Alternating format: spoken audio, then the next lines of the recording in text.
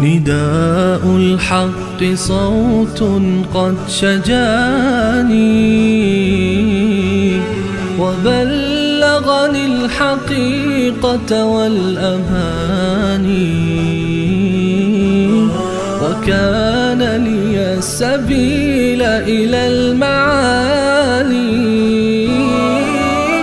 ونورا للهداية والبيان.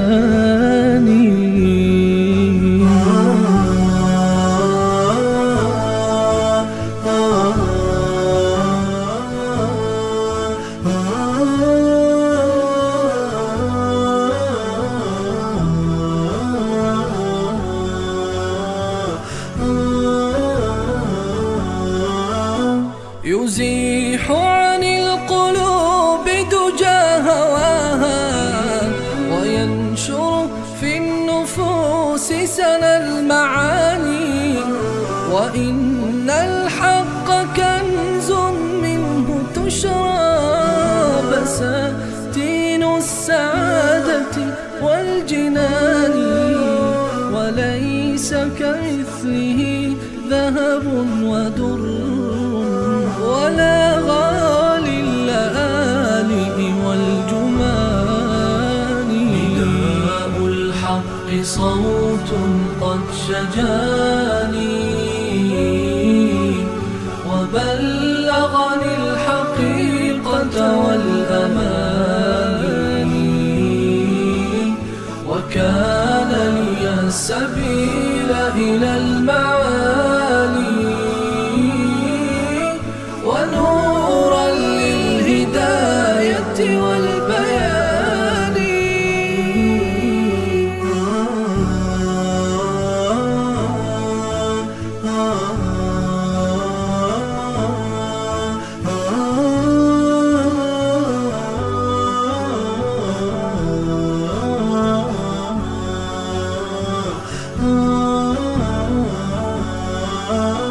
وللحق اهتدى قوم كرام فصاروا للنجاة وللأمان، ومن أجل الحقيقة لا تبالي بسخط الناس في هذا الزمان، ولكن في رضا المولى فأسرف مراكبك الكريمة في الرهان.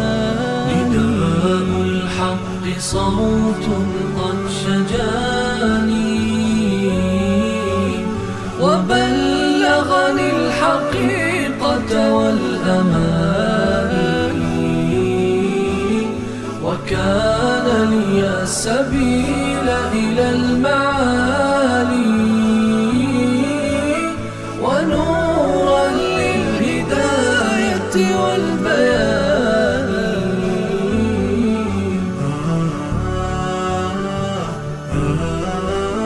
وحب الآل من خلقي وديني، وهم والصحب في أفق المكان، سموا في الخير والتقوى فكانوا منارات الهداية للعيان، نواليهم ونقبس من هداهم ضياء في مشارعنا الحسان.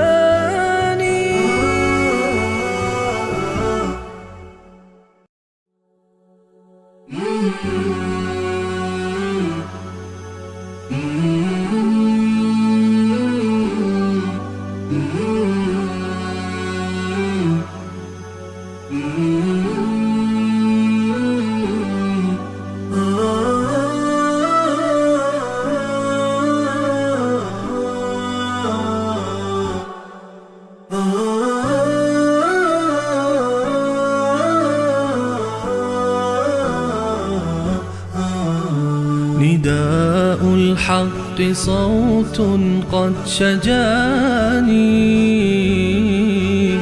وبلغني الحقيقة والأماني، وكان لي السبيل إلى المعالي ونورا للهداية والبيان.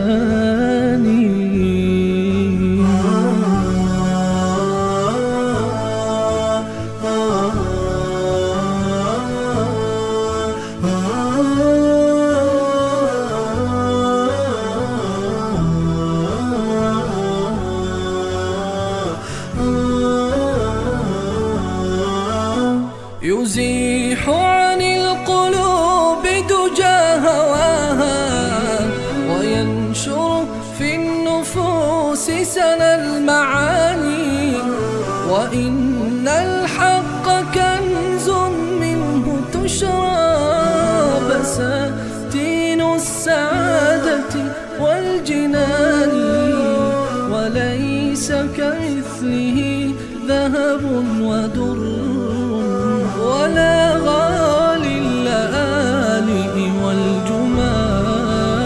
نداء الحق صوت قد شجاني وبلغني الحقيقة والأماني، وكان لي السبيل إلى المعالي ونورا للهداية والبيان.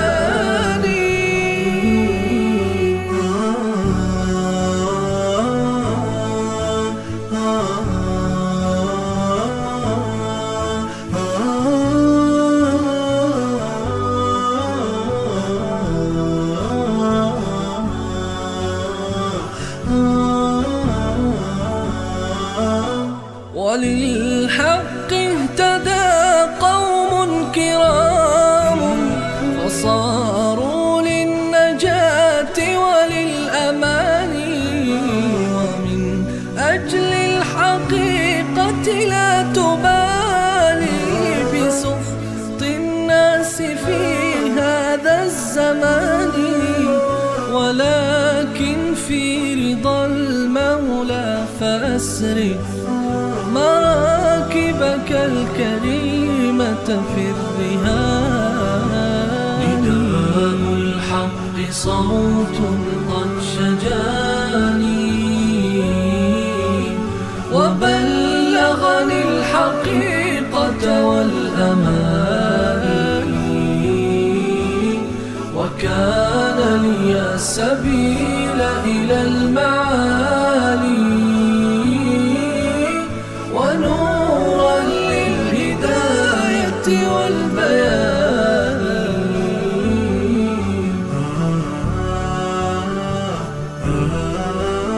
وحب الآل من خلقي وديني، وهم والصحب في أفق المكان، سموا في الخير والتقوى فكانوا منارات الهداية للعيان. نواليهم ونقبس من هداهم ضياء في مشارعنا الحسان.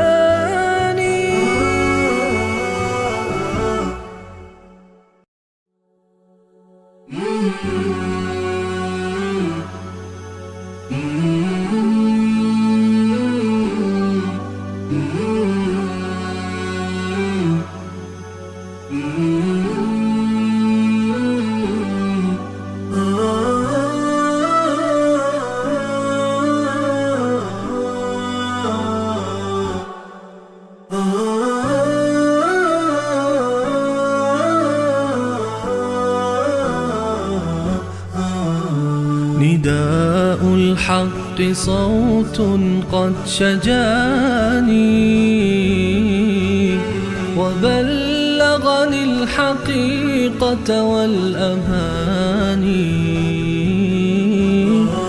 وكان لي السبيل إلى المعالي ونورا للهداية والبيان.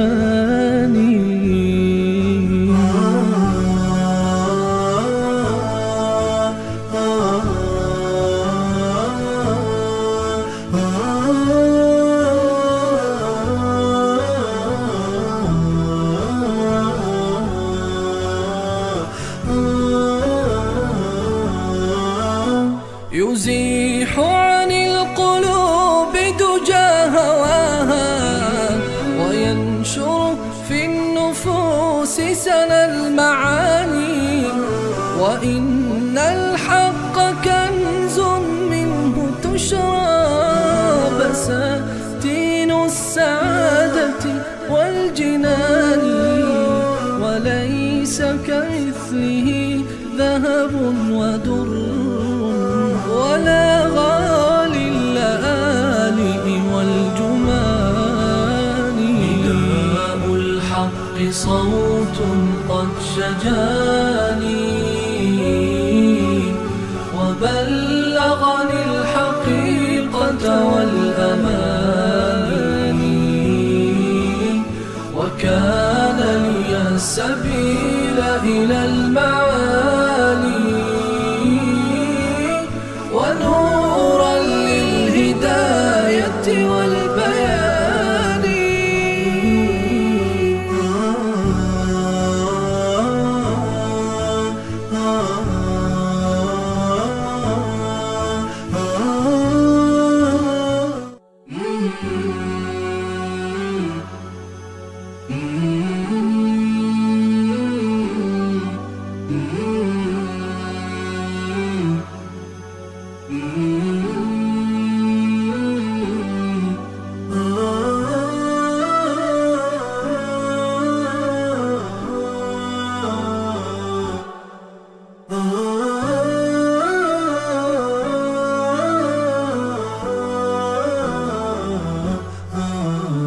نداء الحق صوت قد شجاني وبلغ. بسم الله الرحمن الرحيم. الحمد لله رب العالمين والصلاة والسلام على سيد الأنبياء والمرسلين حبیبنا محمد و علی آله و صحبه اجمعین. بینندگان عزیز و گرامی، سلام الله علیکم و رحمته و برکاته. در خدمت شما عزیزان هستیم با این برنامه‌ای که خاص برای شما عزیزان هست و به سوالات شما و شبهات و پرسش‌هایی که دارید انشاءالله در این برنامه پاسخ خواهیم داد. همچنین این برنامه به عنوان یک منبری است برای شما عزیزان.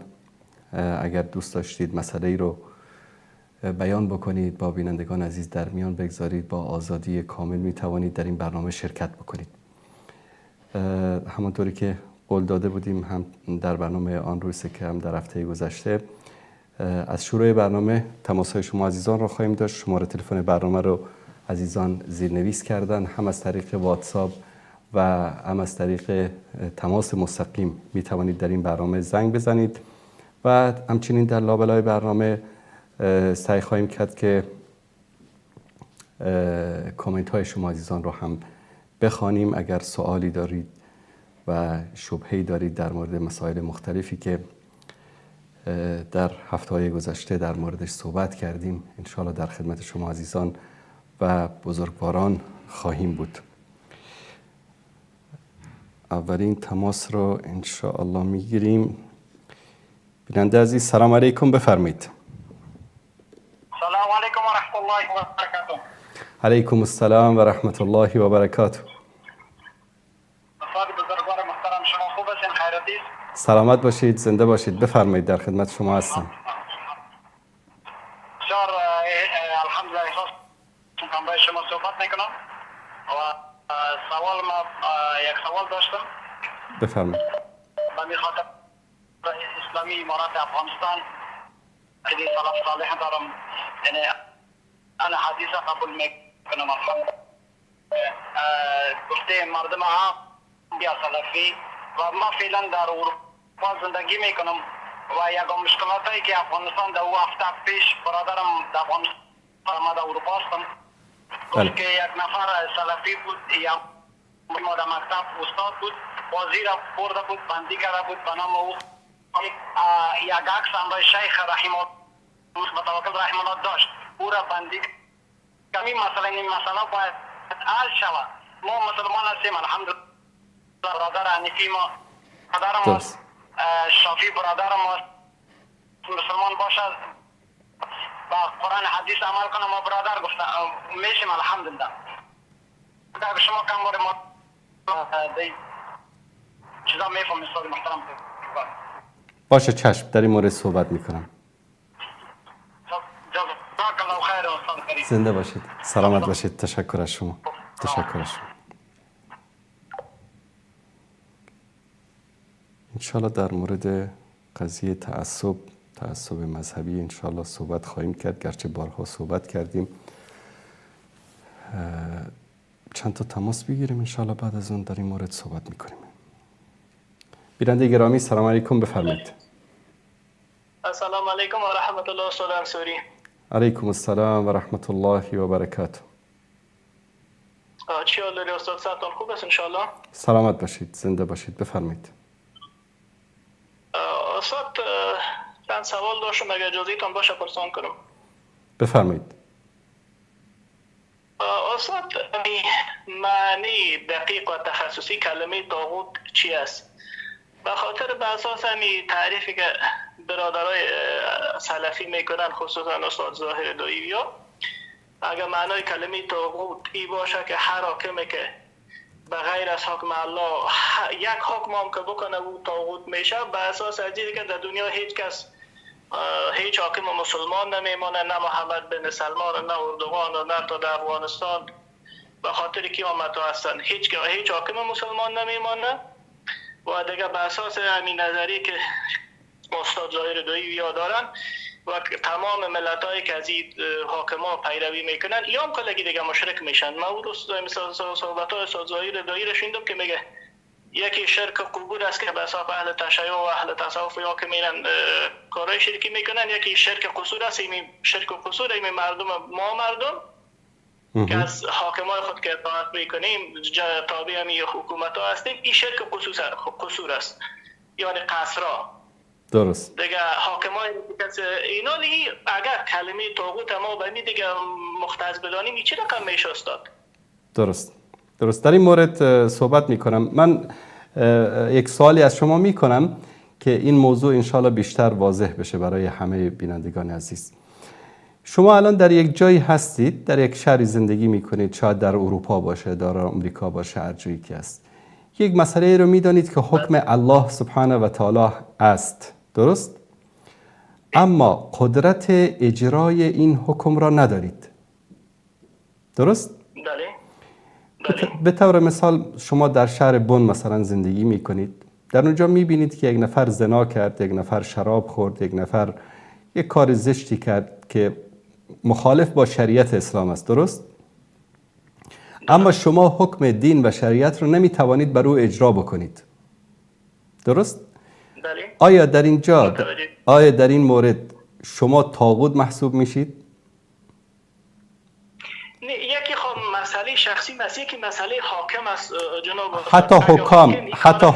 حتی حکام مثلا اونا میگن که مثلا میگن اردوغان طاغوت است چرا حکم به ما انزل الله نمی کند.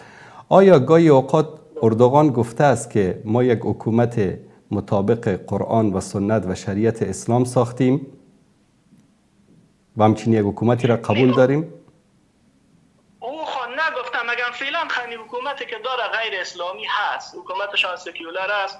ده هیچ جای دنیا تو حکومتی که ما مکمل بگوییم که مطابق حکم پروردگار عمل میکنن و تو حکومت فعلا در دنیا نداریم. خب بعد از خلفای راشدین ببینید مشکل با همین سوال و جواب ما شما میخوایم به یک نتیجه برسیم برادر، فهمیدید؟ من از شما یک سوال دیگه میپرسم. ببینید بعد از خلفای راشدین آیا ما یک حکومتی مطابق با قرآن و سنت داشتیم؟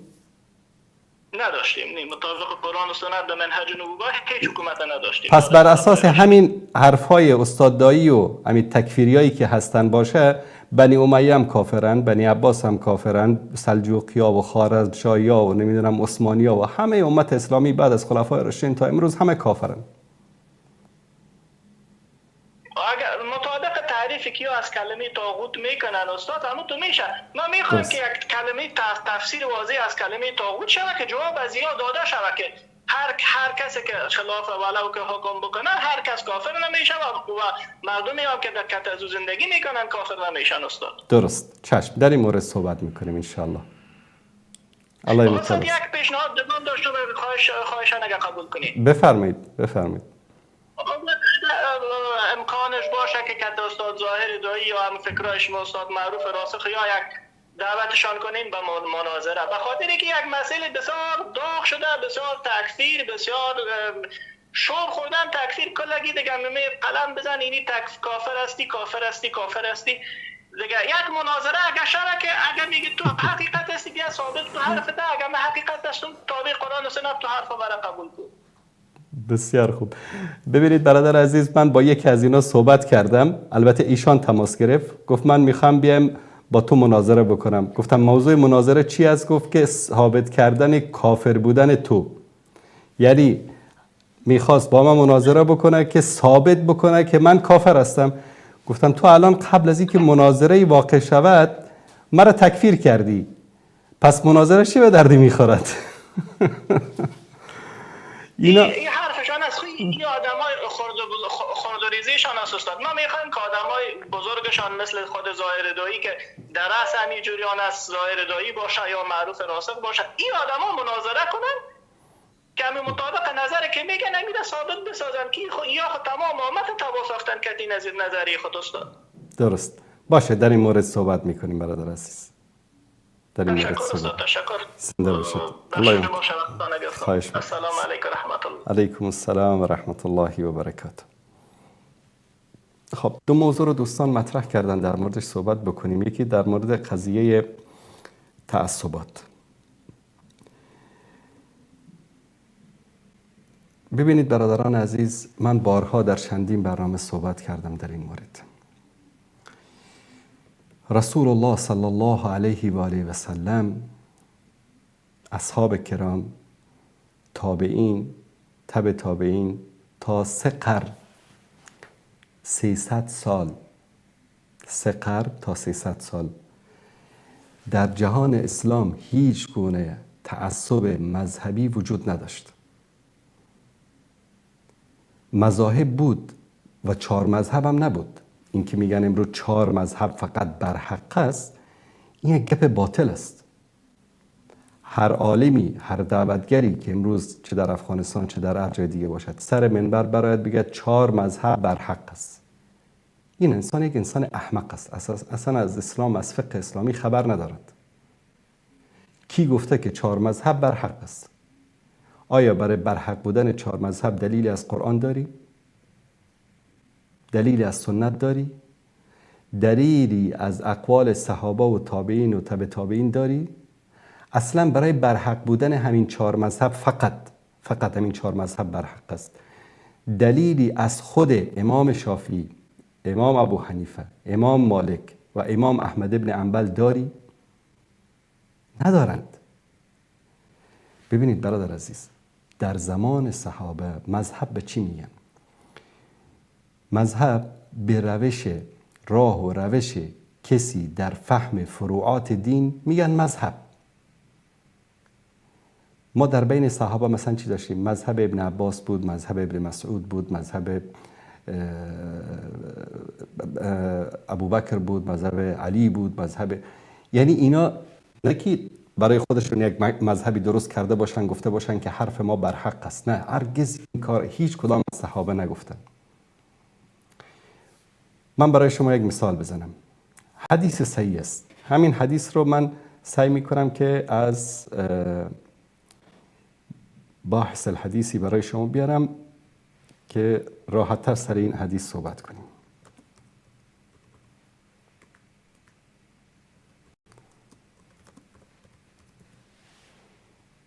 بله.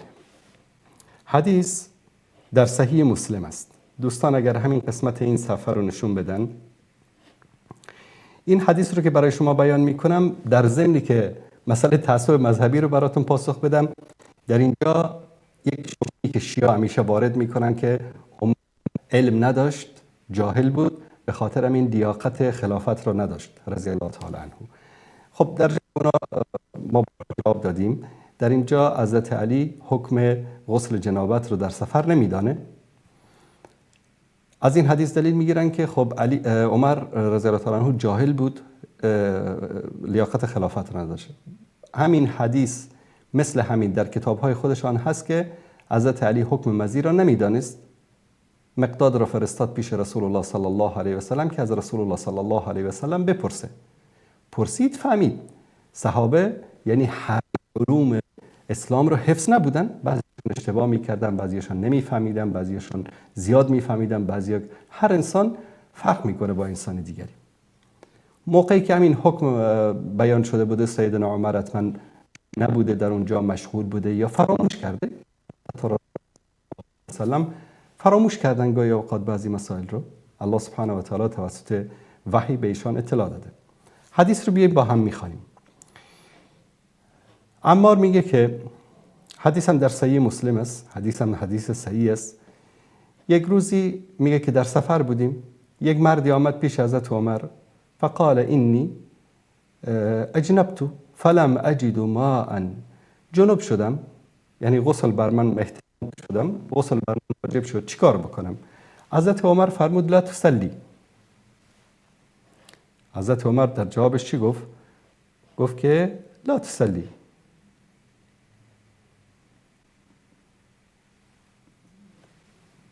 من الان این رو از یک آیه هم خدمت شما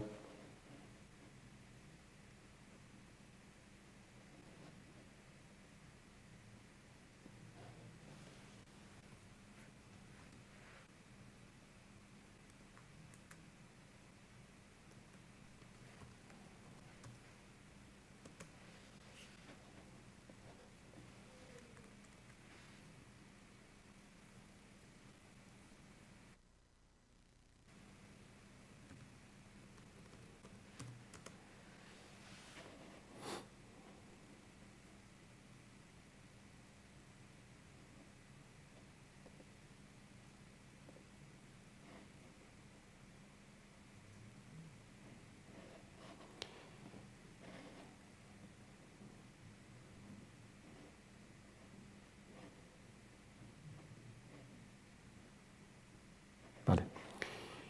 این حدیث حضرت عمر به این طرف چی گفت؟ لا تصلی، نماز نخوان. عمار گفت یا رسول الله یا امیر المؤمنین اما تذکر یا امیر المؤمنین اذ انا و انت فی سریه. ما تو در یک گردانی بودیم، در یک جنگی بودیم. بعد در اونجا میگه که فاجنبنا،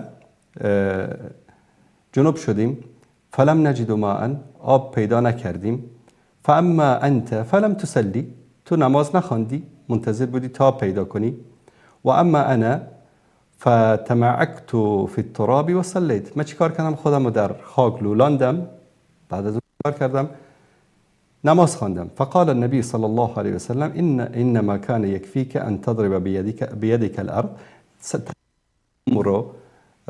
رسول الله صلی الله علیه و آله و سلم، تشکر میکنم دوستان، به تو یاد داد طریقه تیمم. معروف است که رسول الله صلی الله علیه و آله و سلم طریقه تیمم رو در اینجا به صحابه یاد میدن که چگونه تیمم بکنن.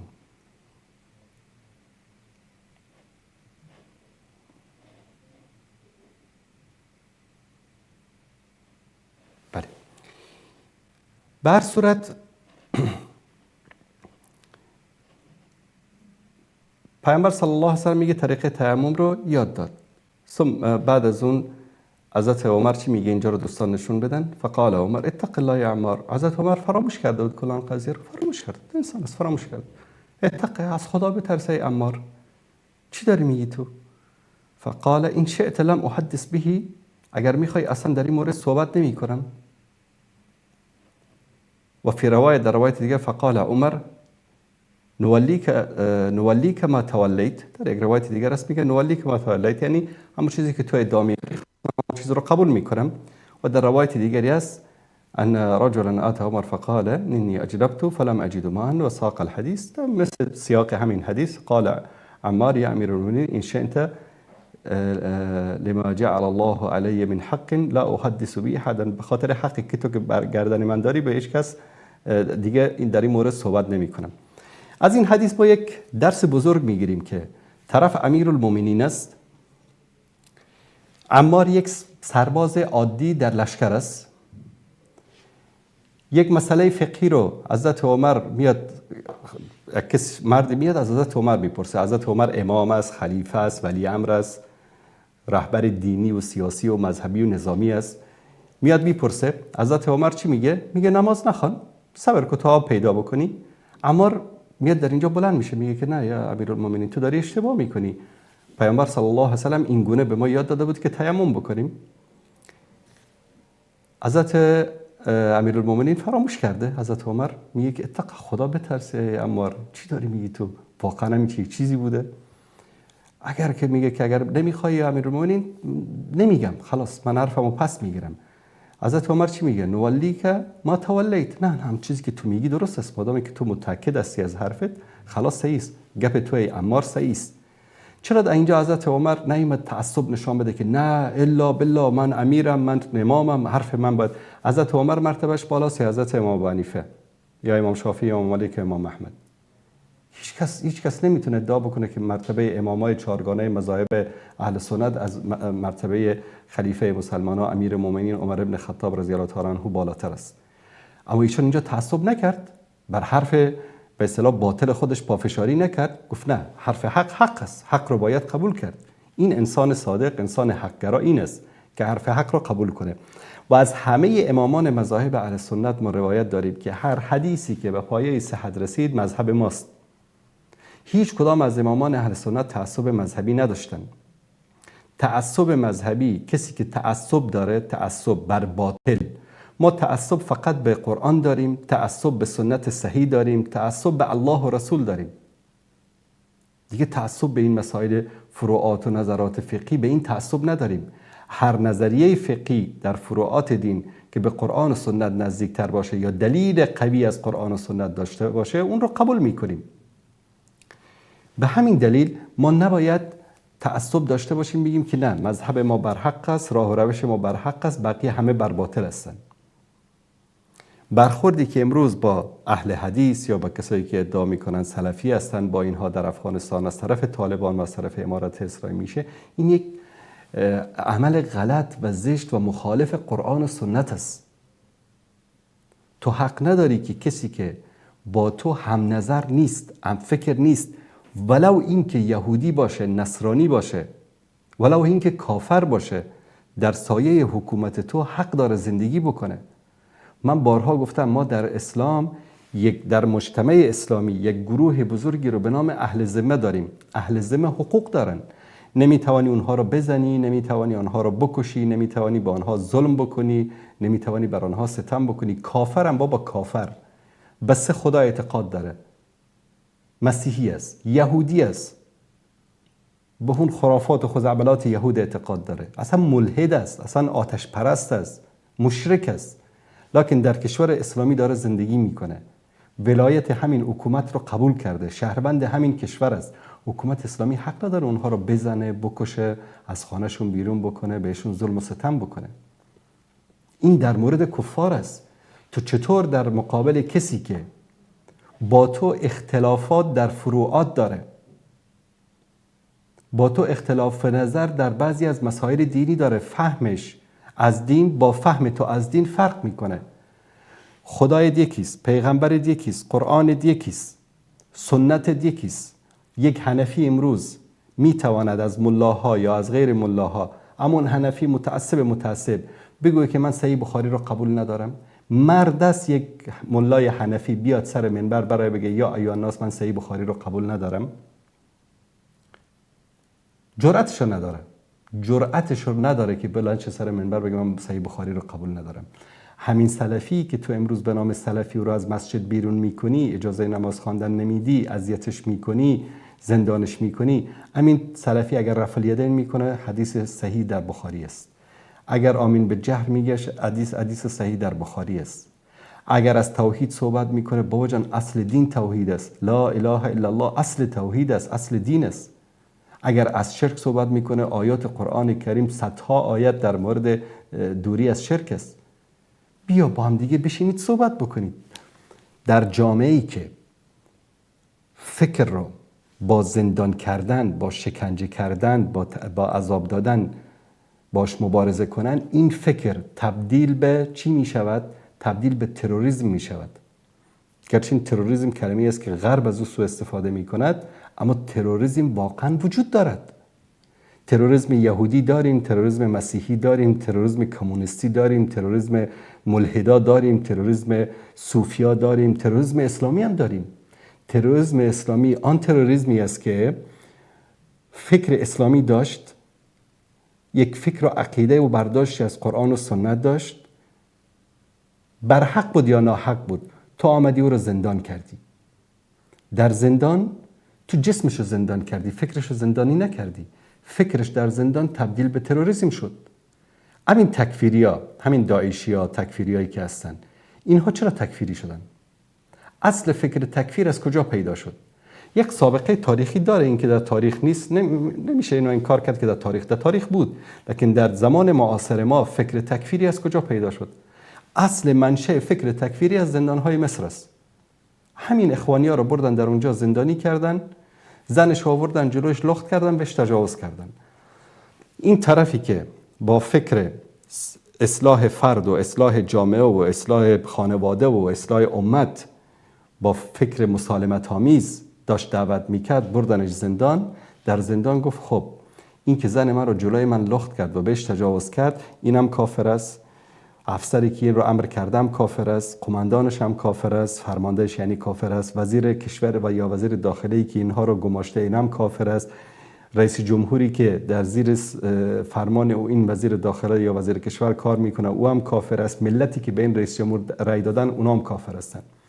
امروز طالبان نه تنها با فکر سلفی، با شیعه، با اسماعیلیه، با الحاد، با هر فکری که بخوان با زور، با شکنجه، با زندان، با کشتن برخورد بکنن، نتیجه چی میشه؟ این فکر طغیان میکنه، این فکر تبدیل به تروریسم میشه و این تروریسم تبدیل به هرج و مرج و کشتار و بربادی یک جامعه میشه.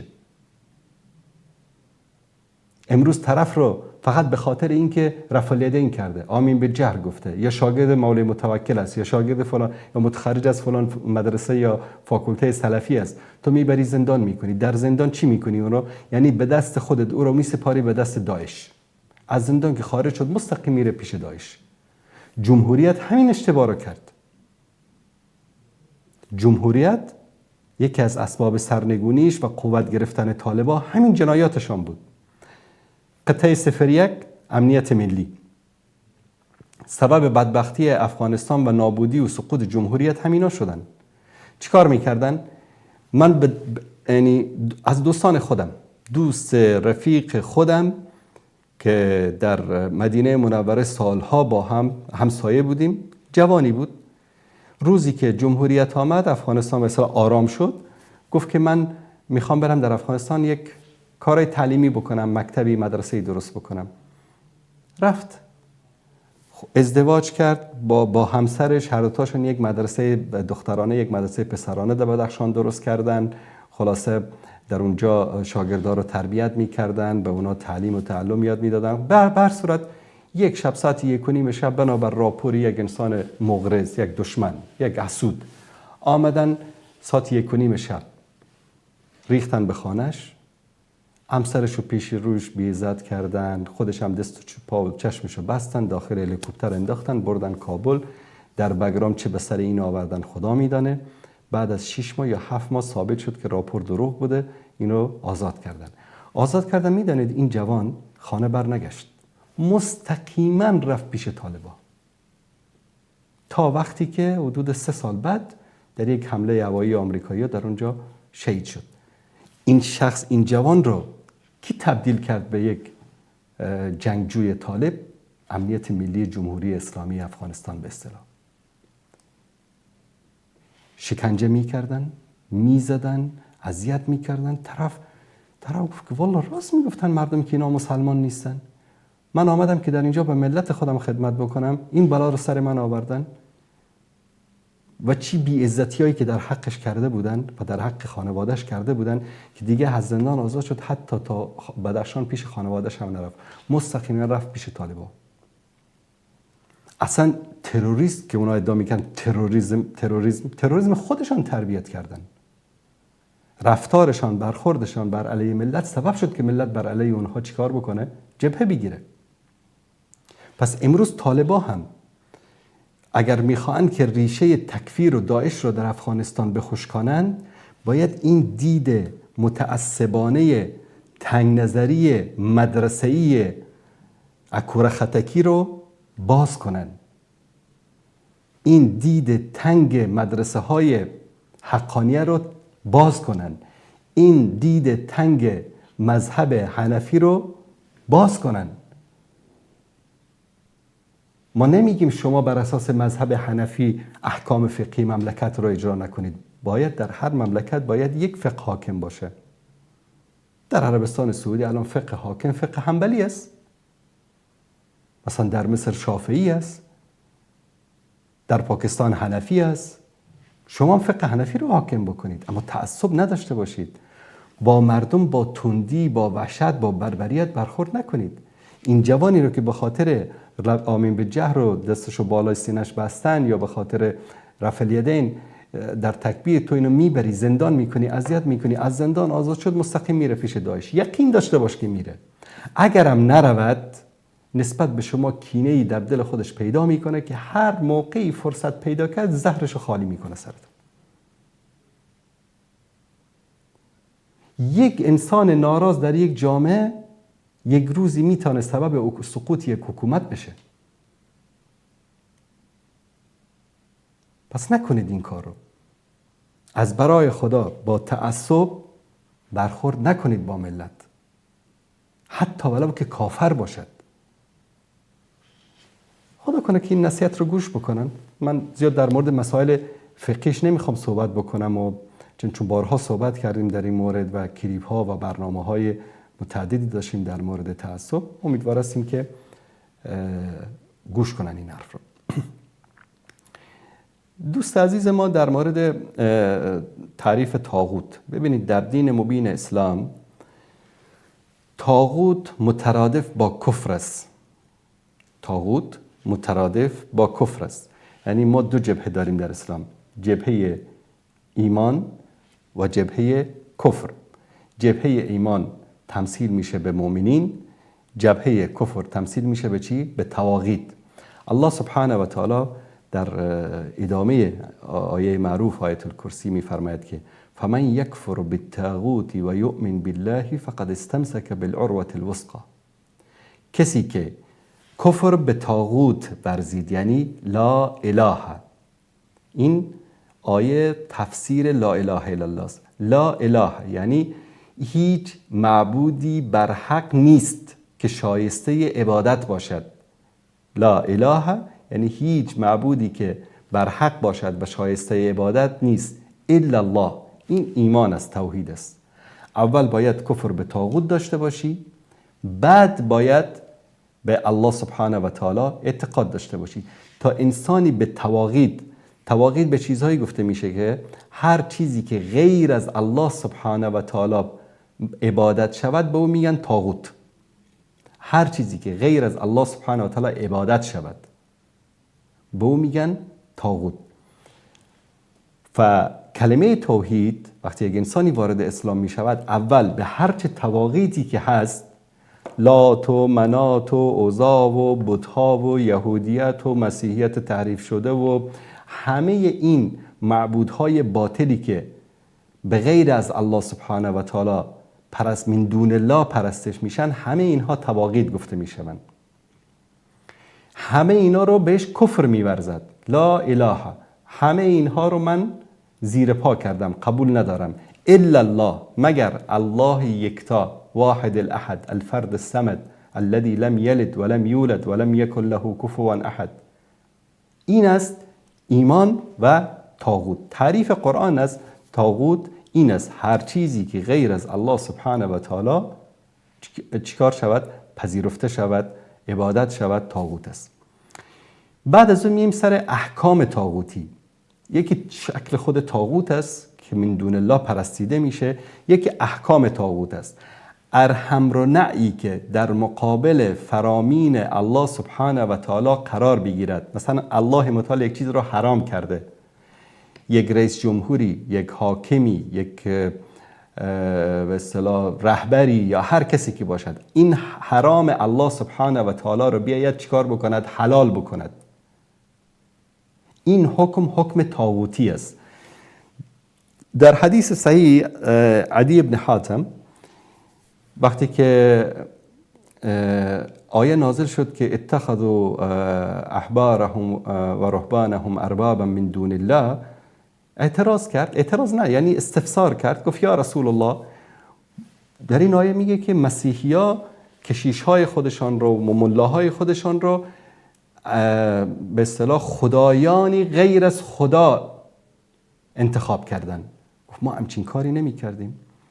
رسول الله فرمودن که ببین ای عدی، آیا اگر حرامی را حلال می کردن، حرام الهی را حلال می کردن، از اونا اطاعت می کردید؟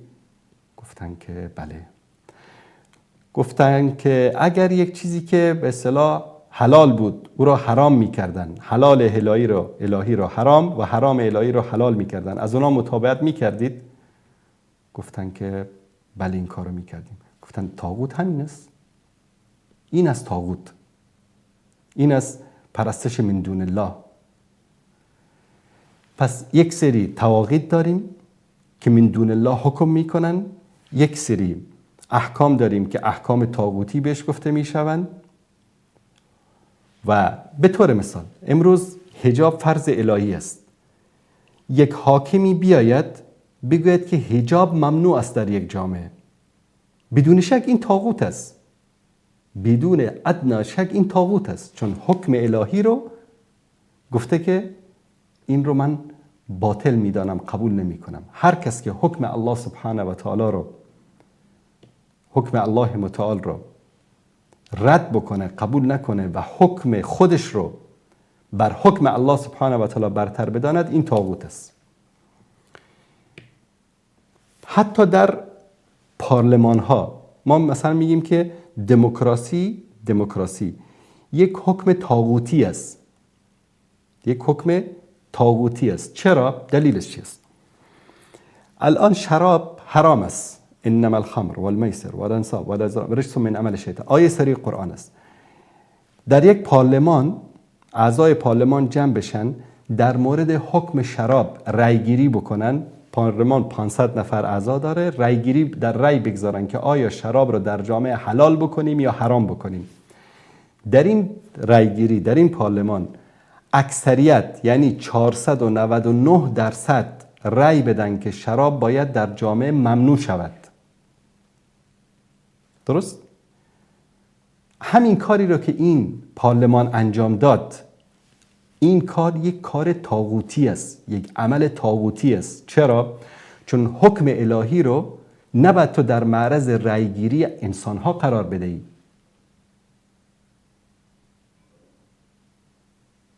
لا تجد قوما یؤمنون بالله و بالیوم الاخر.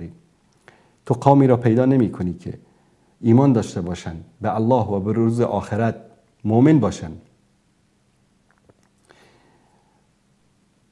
وقتی که الله سبحانه و تعالی حکمی رو صادر بکنه، بگه این حلال است، این حرام است، اونا بیان بگن که نظر ما این است، رأی ما این است.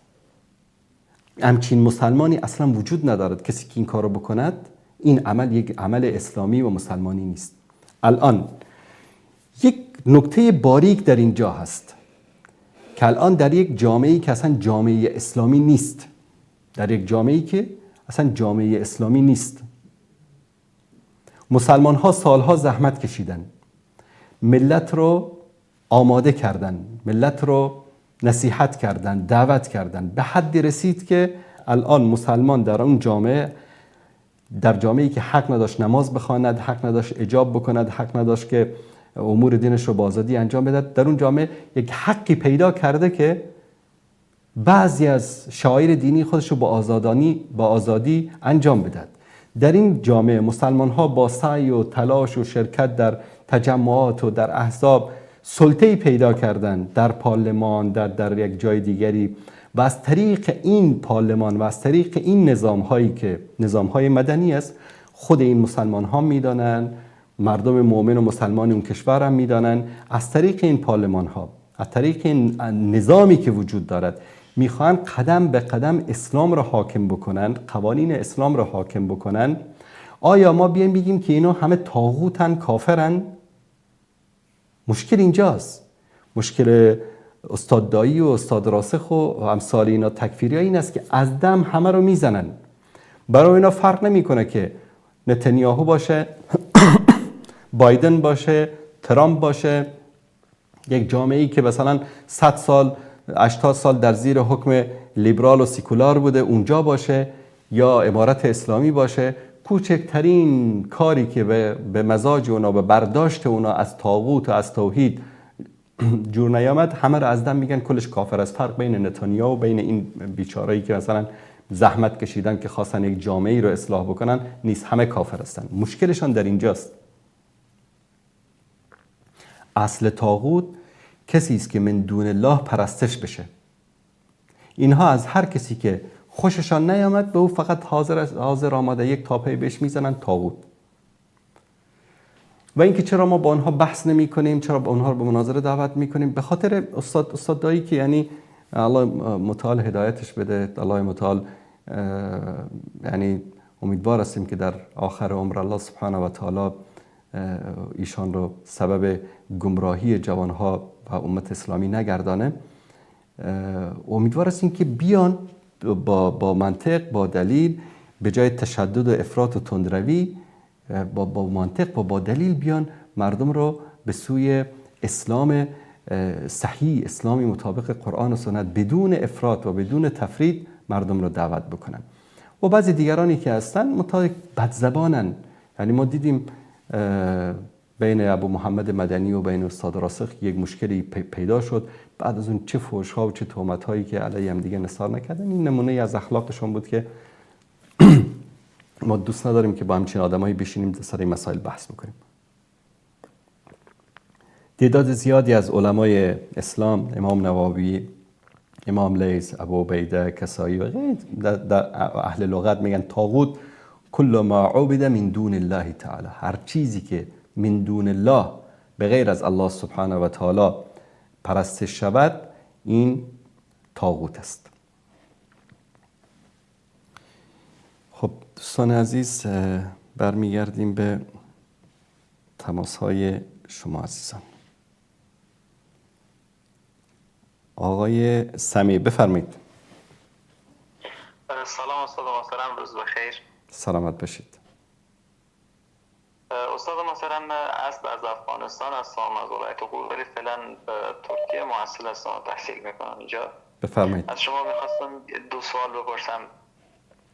بفرمایید. اول استاد، بابت برنامه‌های زیبای شما خیلی ممنونیم. دوم، من راجع به حکومت اردوغان و همین چند حکومت‌هایی که فعلا موجوده در کشورهای اسلامی ولی با قوانین بین المللی و قوانین غیر اسلامی، من مطالعات استاد در این مورد کردم و میشه درباره اسلام، یعنی یک از علاقه خاصی که من دارم به مطالعه درباره قوانینی که بر سر مسلمان ها تحکیم میشه و میخوام علم در این مورد کسب کنم. استاد، حکومت اردوغان یعنی قوانین علیه مسلمان ها تحمیل میکنه که حتی بالای علمای دین، کسانی که به اینجا به پشت منبر استاد میشن، دهانای این علما قفل، اینا نمیتونن هیچ حرفی، هیچ سخنی بزنن. حتی به حد علم بالای از اینا قفل کردن که علمیت از علما به دانشگاه های اسلامی ترکیه بالا نمیره و هر کسی که اگر خواسته باشه علیه حکومت از اینا گپ بزنه عاقبت خیلی سختی و شدیدی در پشت داره که یعنی مسلمان به اینجا آزادی فکری نداره و نمیتونه گپ حق بیان کنه. آیا اقدام علیه چنین حکومتی بر سر مسلمان ها فرض یا نه که اقدام مسلمان علیه چنین حکومتی ما جهاد معرفی میکنیم؟ آیا جهاد علیه حکومت اردوغان و یا دیگه حکومت هایی از طرف نه که خارجی ها عالم ها هیچ کاری هیچ وقت نمی کنیم، نه شاید به ذهن ما بیاید چون فتنه شاید وجود بیاید، ولی از طرف خود از این مردم آیا فرض هست علیه چنین حکومت هایی که شما میدانید حکومت های طاغوتیه؟ و سوال دوم مستاد راجع به تروریسم بود. زمانی که شما گفتین تروریسم وقتی به زندان مصر طور مثال بالای خانم یک شخص جلو روی از او تجاوز صورت میگیره، او شخص دیگه مفهوره همگیر کفر حساب میکنه. بعد اصلا تروریسم که هست اکثر اشخاص، ما افغانستان قبل از اینکه حکومت تحت دست طالبا بیایه ما 5-6 سال همراه با طالبا ما زندگی میکردیم اونجا، یعنی به منطقه طالبی بودیم که طالبای قبل چنین مفکوره هایی داشتن که حتی اگر کسی دکتر بودی که با شفاخانه دولتی کار میکرد ما را میکشن، ولی طالب فعلی کاملا مثل که همه مردم میدانه، یعنی فکر میکنی که اینا آرام آرام دیگه قوانین بین المللی میگیرن و روز اینا دولت میسازن که یعنی نزدیک به می دولت های طاغوتی باشه. حالا از این بگذارم اصلا درباره تروریسم میگفتم. تروریسم اشخاصی هستند که اینا از طرف یک گروهی، اینا از طرف یک کشور سازماندهی میشن و اینا بودجه دارن و اگر او شخص به جلوی روی چشم از او چون این کار صورت گرفته و او پلیس و یا شخص دیگه گله خانم از او تجاوز کرده، چرا این تروریسم میره داخل شهر مردم عام میکشه؟ میره چرا داخل مسجد مردم عام میکشه؟ چرا نمیره خود پلیس یا خود امو کسی که عاقبت به سر خانم آورده چرا علیه از او اقدام نمیکنه استاد؟ درست. یعنی الان بیایید قدم به قدم جواب بدیم، شما رو خط باشید. ببینید من عرض کردم خدمتتون، ایشان وقتی که این شخص در زندان دچار همچین مشکلی میشه چی میگه؟ میگه این سربازی که الان این کارو کرد جلوی من، درست؟ این سرباز رو کی تعیین کرده؟ رئیس زندان. رئیس زندان رو کی تعیین کرده؟ وزیر داخله. پس میگه وزیر داخله ای که همچین رئیس زندانی رو تعیین کرده که همچین سربازی در زیر فرمانی و همچین کاری بکنه، این سه تا کافر هستن. از اینجا شروع شد، درست؟ بعد میگه وزیر داخله رو کی تعیین کرده؟ رئیس جمهوری که همچین وزیر داخله ای رو تعیین کرده که زیر فرمان و همچین کاری صورت میگیره، رئیس جمهور کافر است. رئیس جمهور رو کی تعیین کرده؟ اگر به صورت عادلانه باشه مردم تعیین کردن. پس مردمی که به این رئیس جمهور رأی دادن که این رئیس جمهور به اصطلاح طاغوت است، ببین این سلسله تکفیر امین است. پس این مردم هم همه کافر هستند چون که در رأی گیری شرکت کردن. این سلسله است. وقتی که یک نفر رو تکفیر کردن، همینطور میره بالا، بعد همه مردم، همه جامعه رو تکفیر میکنن. شما اگر در کتاب‌های اینا که اگر شما مطالعه بکنید، در کتاب‌هایشان همین سلسله وجود داره. متاسفانه مثلا حتی سید قطب رحمت الله علیه با وجود قدر و منزلتی که داره، یک مفکر است، یک ادیب است، یک دعوتگری است، حتی در راه دین و اسلام و افکاری که داشت به شهادت رسید، اما در بعضی از کتاب‌هایش متاسفانه خواستن کتابایی که تصحیح نشده، بعضی از کتاباش از طرف برادرش محمد قطب تصحیح شد و بعضیاش که کتابایی که در سالایی که در زندان بود، خاصتا دفعه اول که زندان شد بعد آزاد شد، بعضی کتاب‌ها رو که نوشته کرده، در اونجا به وضوح شما می‌بینید تکفیر کل جامعه است، یعنی کل جامعه کافر است. و همین فکرها رو خاصا از نسخه‌های قبل از تصحیح شدن کتاب‌ها و افکاری که داشت سید رحمت الله علیه، در بین جماعت‌های تکفیری مثل جماعت اسلامی مصر نشر شد که از اونجا به تمام عالم، خاصا در وقت جهاد اول در افغانستان، در زمان جهاد با روس‌ها، در بین مجاهدین عرب در افغانستان این افکار پخش شد و اساساً به همه دنیا رسید و همه مجتمعات رو تکفیر میکنن. شما که مثلا میبینید استاد دایی، در نظر استاد دایی همه امت کافرن، در نظر استاد راسخ همه امت کافرن. چرا؟ حتی شما هم کافر هستید، حتی منم کافر هستم. بارها کلیپاشون رو دیدید، شاگرداش گفتن که کافر از زندیق است، مرتد است، خلاصه خالد مخلد فی النار است. چرا؟ تو چون در سایه یک حکومتی زندگی میکنی که این حکومت کفری است. چون تو پاسپورت یک حکومتی رو داری که این حکومت کفری است، پس تو هم کافر هستی، حتی ولو پاسپورت امارت اسلامی باشه. این یک مسئله. ثانیاً در مورد ترکیه و اردوغان گفتید شما.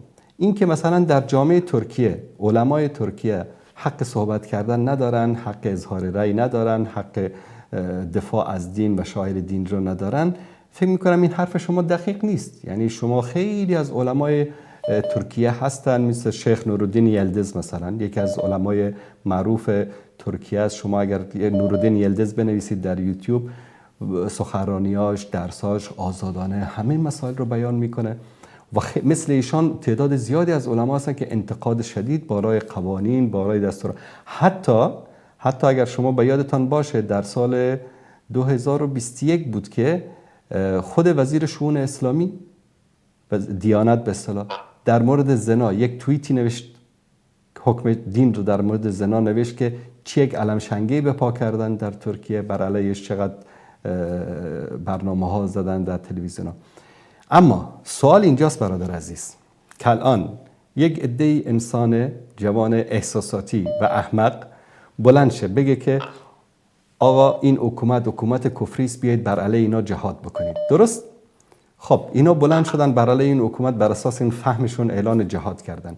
آیا اینها میفهمن که تا سال 1995 در همین ترکیه خواهر من و شما اجازه نداشت که با روسری وارد مدرسه شود، وارد دانشگاه شود، وارد ادارات حکومتی شود، حتی وارد بیمارستان شود؟ در همین ترکیه هیچ وقت اردوغان و حزبش نگفته که ما جمهوری اسلامی هستیم، ما حکومت اسلامی هستیم، ما تطبیق شریعت میکنیم، ما احکام الهی رو در اینجا جاری میکنیم. همیشه حرفشان چی است؟ میگه که شمایی که میگفتید که آزادی، حقوق انسان، حقوق اجتماعی، آزادی بیان، آزادی شخصی میگفتید، درست؟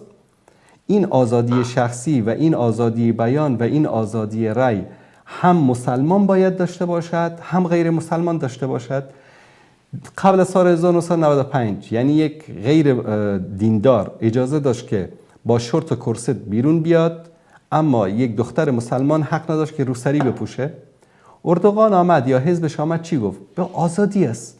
شما که میگید آزادی است، این اومد از همون دموکراسی که اونها به دروغ از اون بر علیه اسلام و مسلمان ها استفاده میکردن، از همون دموکراسی آنها بر علیه خودشان استفاده کرد. چرا برای تو که میخوای اوریان بیرون بیایی از خانه آزادی است، آزادی شخصی، برای دختر من که میخواد با روسری و با حجاب بیاد بیرون آزادی شخصی نیست؟ نخیر، برای هر دوتاش آزادی شخصی است.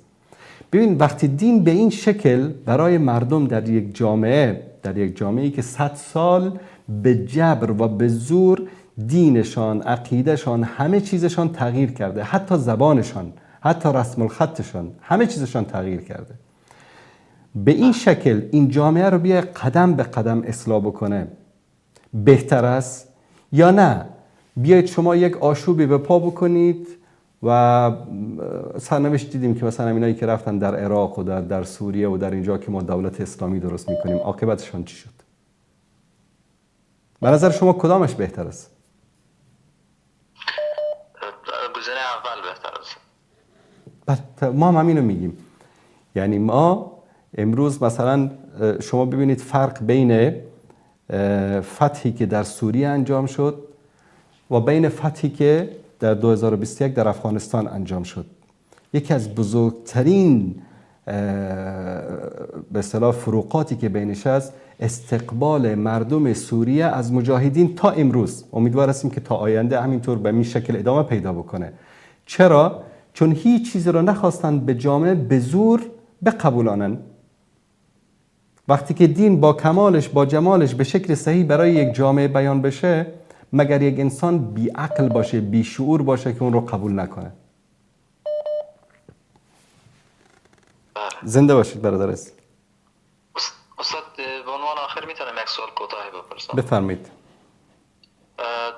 گروه سنت توحید در ترکیه فعالیت دارن که حکم به این میدن، یعنی فتوا میدن که نماز جمعه به ترکیه فرض نیست، چرا؟ چون نماز سیاسیه و اشخاص نمیتونن علیه یعنی احکام الهی رو به شکل بیان کنن که برخلاف دولت باشه. به این خاطر میگن نه، یک حرف باطل است. یک حرف باطل است، ربطی نداره. یعنی شما تصور کنید، من بازم سوالی که از اون برادر یا شما پرسیدم، از برادر قبل شما پرسیدم، اگر به این حکم اینها باشد، پس بنی امیه و بنی عباس و بنی عثمان و سلجوقیان و همه حکومت‌های اسلامی بعد از خلفای راشدین همه کافر بودن، پس نماز جمعه در هیچ کدام از اینها جایز نبود. این مثل شیعاست که میگن تا امام زمان نیاد، تا امام عادل و معصوم نیاد، نماز جمعه جایز نیست. به خاطر همون تا سال 1358 نماز جمعه نمیخواندن. حالا نمیدونم، من بیشتر فرصت دارم که یک سوال دیگه هم بپرسم یا نه؟ والا دوستان زیادی منتظر هستن. 4 تا سوال کافی نیست؟ متوجه شدم. تشکر از شما برادر عزیز. زنده باشید. تا برنامه بعدی ان شاء الله. زنده باشید. ان شاء الله. خداحافظ.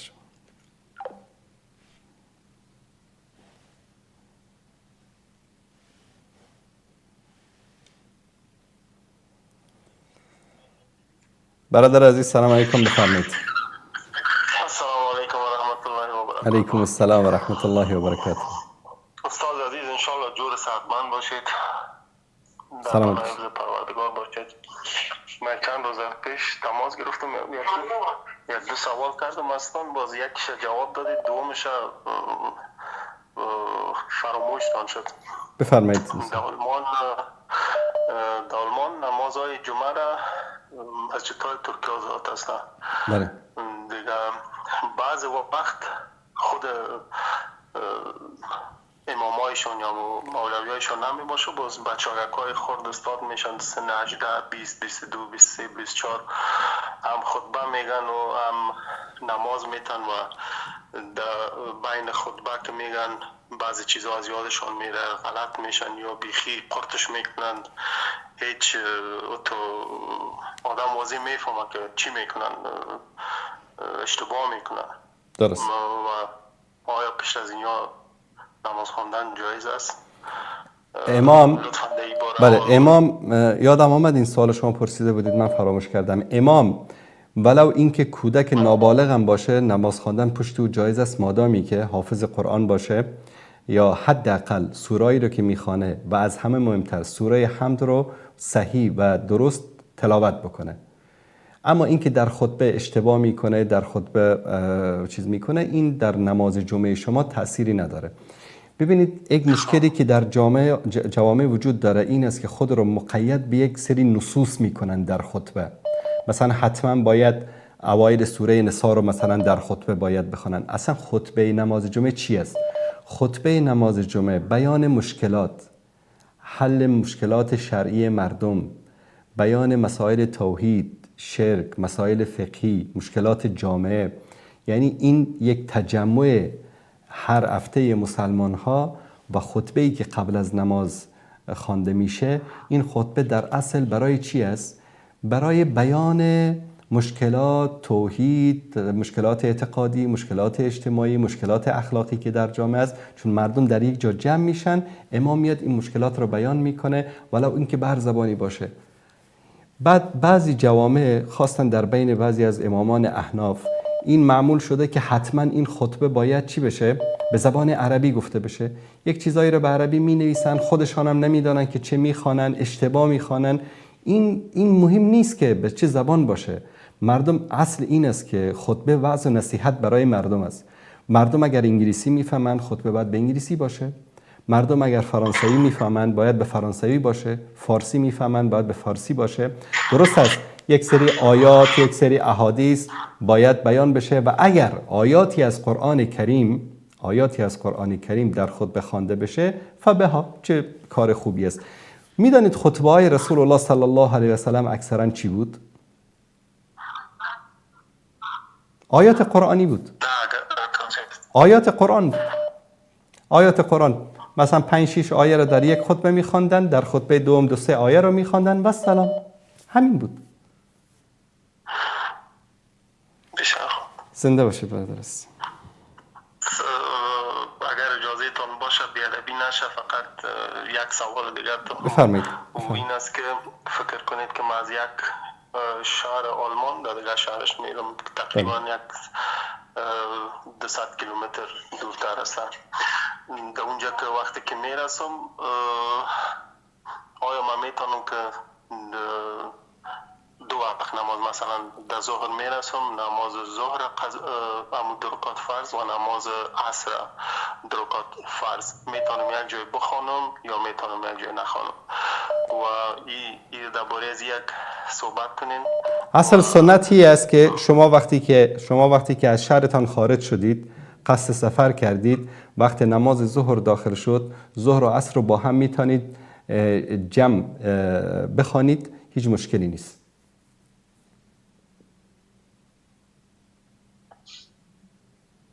سلامت باشید استاد عزیز. سلامت و باشید. انشاءالله وقت خوش برتان میخوایم. سلامت باشید. با فرصت صحبت می‌کنیم. السلام علیکم. زنده و سلامت باشید. حتی سنت این است که شما مثلا نماز مغرب هنوز به شهرتان نرسیدید، در سفر هستید، با ماشین دارید میایید به طرف شهرتان، وقت نماز مغرب شد، تا شهرتان مثلا 100 کیلومتر راه مانده است، وقت نماز مغرب شد، سنت این است که شما مغرب رو با عشا بخوانید. شاید وقتی که وارد شهرتان میشوید وقت نماز عشا باشد، بعضیا چیکار میکنن؟ البته اونم اشکالی ندارد یعنی، اما به سنت نزدیکتر این است که در وقت نماز مغرب نماز عشا رو با قصر بخوانید و ولو که وارد شهرتون میشید وقت نماز عشا داخل بشه، یعنی اشکالی نداره. یا برعکس بگیم وقت به شکل دیگر، وقت نماز ظهر است، از شهرتون خارج شدید، امکان داره تا عصر دوباره برگردید، اما فاصله سفر است، وقت نماز ظهر که شد ظهر و عصر رو با هم میخوانید. این از جمله سهولت هایی است که دین اسلام و رخصت هایی است که سنت رسول الله صلی الله علیه و آله و سلم برای ما داده است در سفر.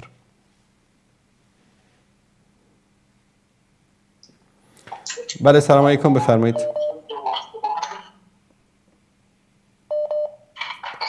سلام علیکم، بفرمایید. بله سلام علیکم. سلام علیکم السلام و رحمت الله و برکاته. سلامت باشید، زنده باشید. تشکر از شما.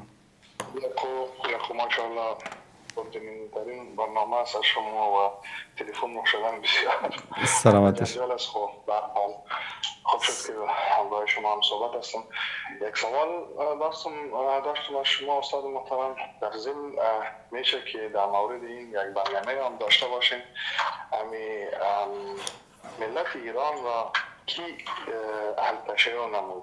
یعنی صحابه کرام وقتی که فارس را فتح نموده بود و باقی اسلام که در حالت رشد بود و افغانستان و باقی مناطق و اکثرا مردم ایران فعلا اهل تشیع هستند و در افغانستان هموطنان ما که از اهل هزاره هستند اونا هم شیعه هستند.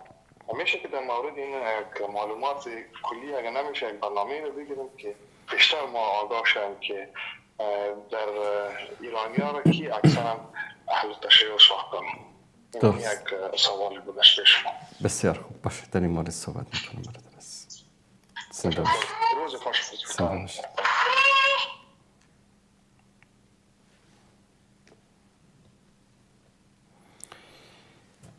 ایران و افغانستان رو که شیعه کرد یا جزئی از افغانستان رو.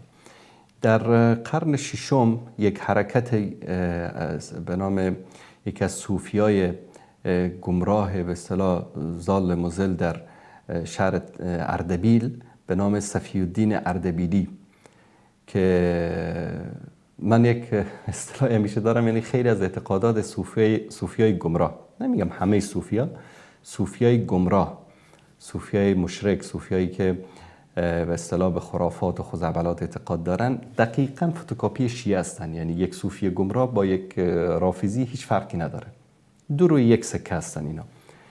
مثلا رافضی میگه که امام غیب میدانه، صوفی میگه که پیرم غیب میدانه. رافضی میگه که امام معصوم است، صوفی میگه که پیر من معصوم است. رافضی میگه که اهل بیت ولایت دارن، صوفی گمراه میگه که پیرای ما ولایت دارن. یعنی ببینید اکثرا کاری که در قبرهایشان اینا میکنن با کاری که در قبرهایشان اینا میکنن همه یکی است.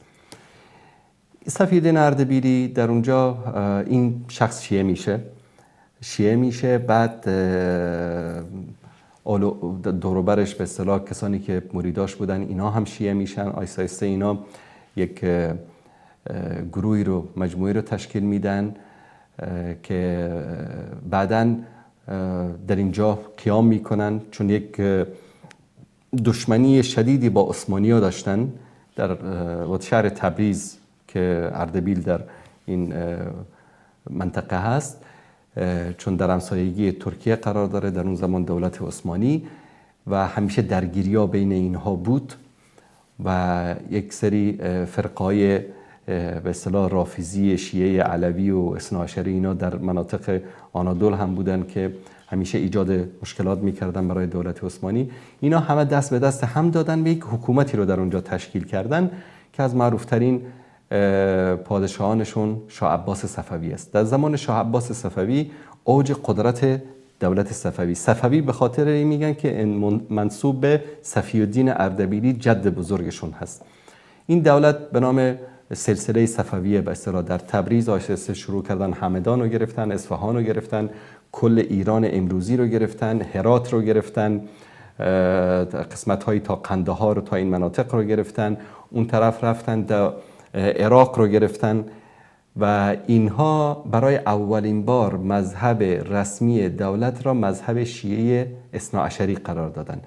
بعد از اون علمایی رو از جبل عامل لبنان آوردن که برای اینها کتاب‌هایی تدوین کنند، مدرسه‌هایی درست بکنن که یکیش همین مجلسی است که بهارالانوار رو به اصطلاح نوشت در اون زمان. و خلاصه اینا اومدن برای خودشون یک حکومت و یک لشکر و یک منظومه عظیمی رو در ایران امروزی که پایتختشون بود تا قسمت‌هایی از افغانستان و عراق و اینجا اینا ترتیب دادن. بعد اینا آمدن مردم ایران رو که 95% میتوانیم بگیم که 95% اهل سنت و جماعت بودن، چون میگیم 95% شاید تجربه بکنیم. مثلا شما ببینید شعرای معروفی که در ایران هستن، سعدی سنی است، حافظ سنی است، رودکی سنی است، عمر خیام سنی است، فردوسی سنی است. همه شعرای یعنی قبل از قرن ششم، قبل از قرن هفتم هجری، همه علما، شعرا و عظمایی که در ایران هستن همه سنی هستن. هیچ شیعه در بینشون وجود ندارد. نه تنها که همه سنی هستن، بلکه علمایی مانند امام مسلم، امام بخاری، امام ابو زرعه رازی از تهران است، یعنی از تهران امروزی، ابو داوود سجستانی از به اصطلاح زاهدان امروز. همه این علما و بزرگواران مراکز و مدارس و حلقات درس داشتن در همین محدوده ایران کنونی. مثلا این شهر نیشابور، در شهر نیشابور امام مسلم و امام بخاری بزرگترین حلقات درسشون در این شهر برگزار می شد. صفوی‌ها وقتی حاکم شدن به کل ایران، خب در اون زمان یک سری ارج و مرج هایی در طرف چیز بود، در طرف آسیای میانه بود، عدم استقرار در افغانستان کنونی یا خراسان که بگیم، و اون طرف در عراق. میدونید که عراق مرکز فتنه است، یعنی در هر زمانی در اینجا یک آشوب و فتنه‌ای بود. همه اینا دست به دست هم دادن. از یک طرف هم درگیریایی که عثمانی‌ها داشتن با صلیبی‌ها سبب شد که فرصت برای اینا میسر بشه و اینجا دولت صفوی به اصطلاح رشد بکنه که شاه عباس صفوی، شاه حسین صفوی، شاه اسماعیل صفوی از بزرگترین پادشاهان صفوی هستند که شاه عباس صفوی ظلم‌ها و جنایتی که اونا کردن، یعنی در افغانستان کشتاری که کردن، چیکار میکردن؟ خلاصه دو راه بیشتر نداشتن اهل سنت، دو راه بیشتر نگذاشتن در مقابل اهل سنت، یا که بیایید شیعه شوید یا که باید کشته شوید. تعدادی کشته شدن رو انتخاب کردن، تا آخرین لحظه به اصطلاح قبول نکردن که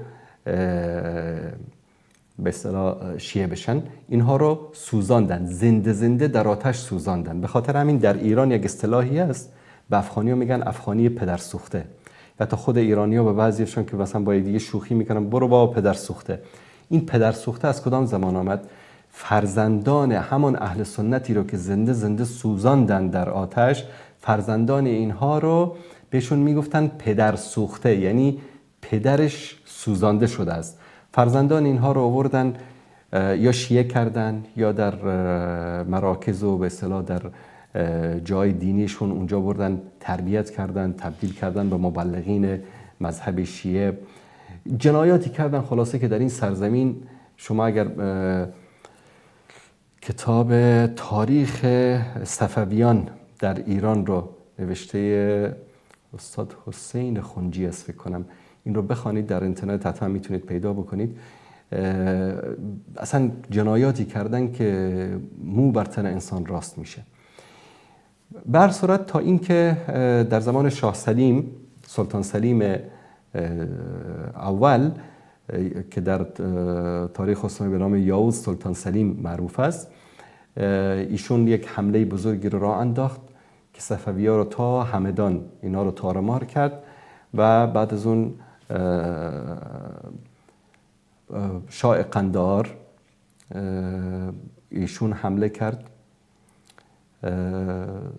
سلطان حسین است فکر کنم که حمله کرد و اصفهان رو گرفت و آخرین پادشاه صفوی‌ها رو اسیر گرفت و گردنش رو زد و به این حساب سلطنت صفوی‌ها در ایران به پایان یافت.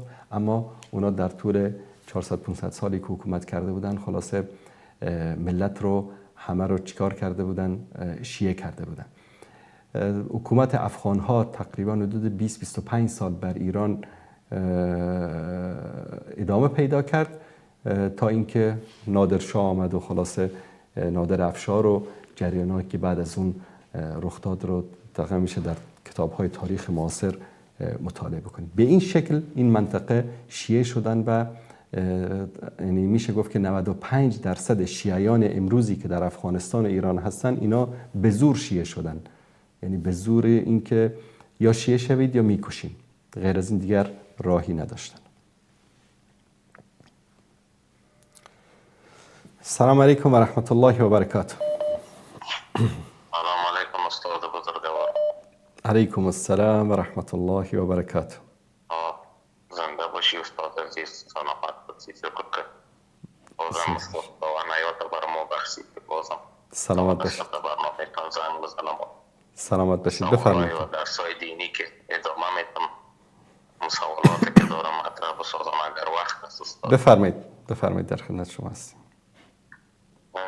استاد بزرگوار، قبل از اینکه من سوال خود استاد شما بکنم باید اینو بگویم که هر کسی که تعصب داره یا اصلا دشمن اصلی مسلمان و دین اسلام و دشمن خدا است، اینمی آدمای متعصب است. چون کافر خب مستقیم مرگ و میگه من دشمن هستم با تفنگ می، اما انسانی که تعصب داره و در لباس اسلام میآید تعصب میکنه. و خداوند هیچ انسان را به تعصب نبره که تعصب خیر و برکت از بین میبره، امنیت از بین میبره، رزق روزی را کم میکنه و هزاران گپ دیگه که شما و دیگر علمای ما در موردش صحبت کرده. اما من قبلا هم براتون گفتم بعض موضوعات هست که سرش صحبت نشده یا از خاطر ای که تعصب و جهل مردم حاکم است صحبت نشده یا هر موضوعی که هستم و ما استاد که شما خیلی آزاد هستم و سوالای خودم مطرح میکنم. بفرمایید در خدمت شما هستم. استاد من فکر نکنم شما در افغانستان زیاد زندگی کرده باشین. درست. اما در افغانستان اگر واقعا به موضوع اساسی و حقیقیش دقیق شوین توجه بکنین میبینین استاد بزرگوار امی ما تعصب ندارم در اول هم گفته، ولی حقیقت از طریق رسانه شما میبینین مردم پشتون اونقدر متعصب هستن که یعنی از تعصب زیاد دیگه شاید اولین انسان هایی که اینقدر تعصبشان بالا باشه، بعد از یهود نیمی مردم پشتو زبان است که تعصب داره. چرا استاد؟ من دلیلشان حالا براتون میگم. آیا در کدام آیت در قرآن گفته شده که زبان پشتو اگر صحبت نکنی کافر هستی، که اینا دیگرها را تو پشتو یاد نداری تو میگن کافر هستی؟ آیا گفته شده؟ نه. در کدام آیت تابیس که نشده؟ و دو موضوع دیگه استاد، چون من در مورد اصل موضوع میم استاد عزیز ببینین، امی نادر غدار که در قرآن عظیمشان مور کرد، قسم خورد برای امیر حبیب الله، که مردم امیر حبیب الله خادم دین رسول الله میگه، قسم خورد که بیا ما امروز اتصال میکنیم، امروز غرض نداریم. وقتی که امیر صاحب برای احترام قرآن عظیمشان نزد زیادم رفت، اموی به امروش نامردی که اینا را به شهادت رساند. امروز که در کتاب های مکتب، در کتاب های دانشگاه ها وقتی که از تاریخ دست داده میشه، این مردم جر بس میکنه که نه این کار خوب کرده.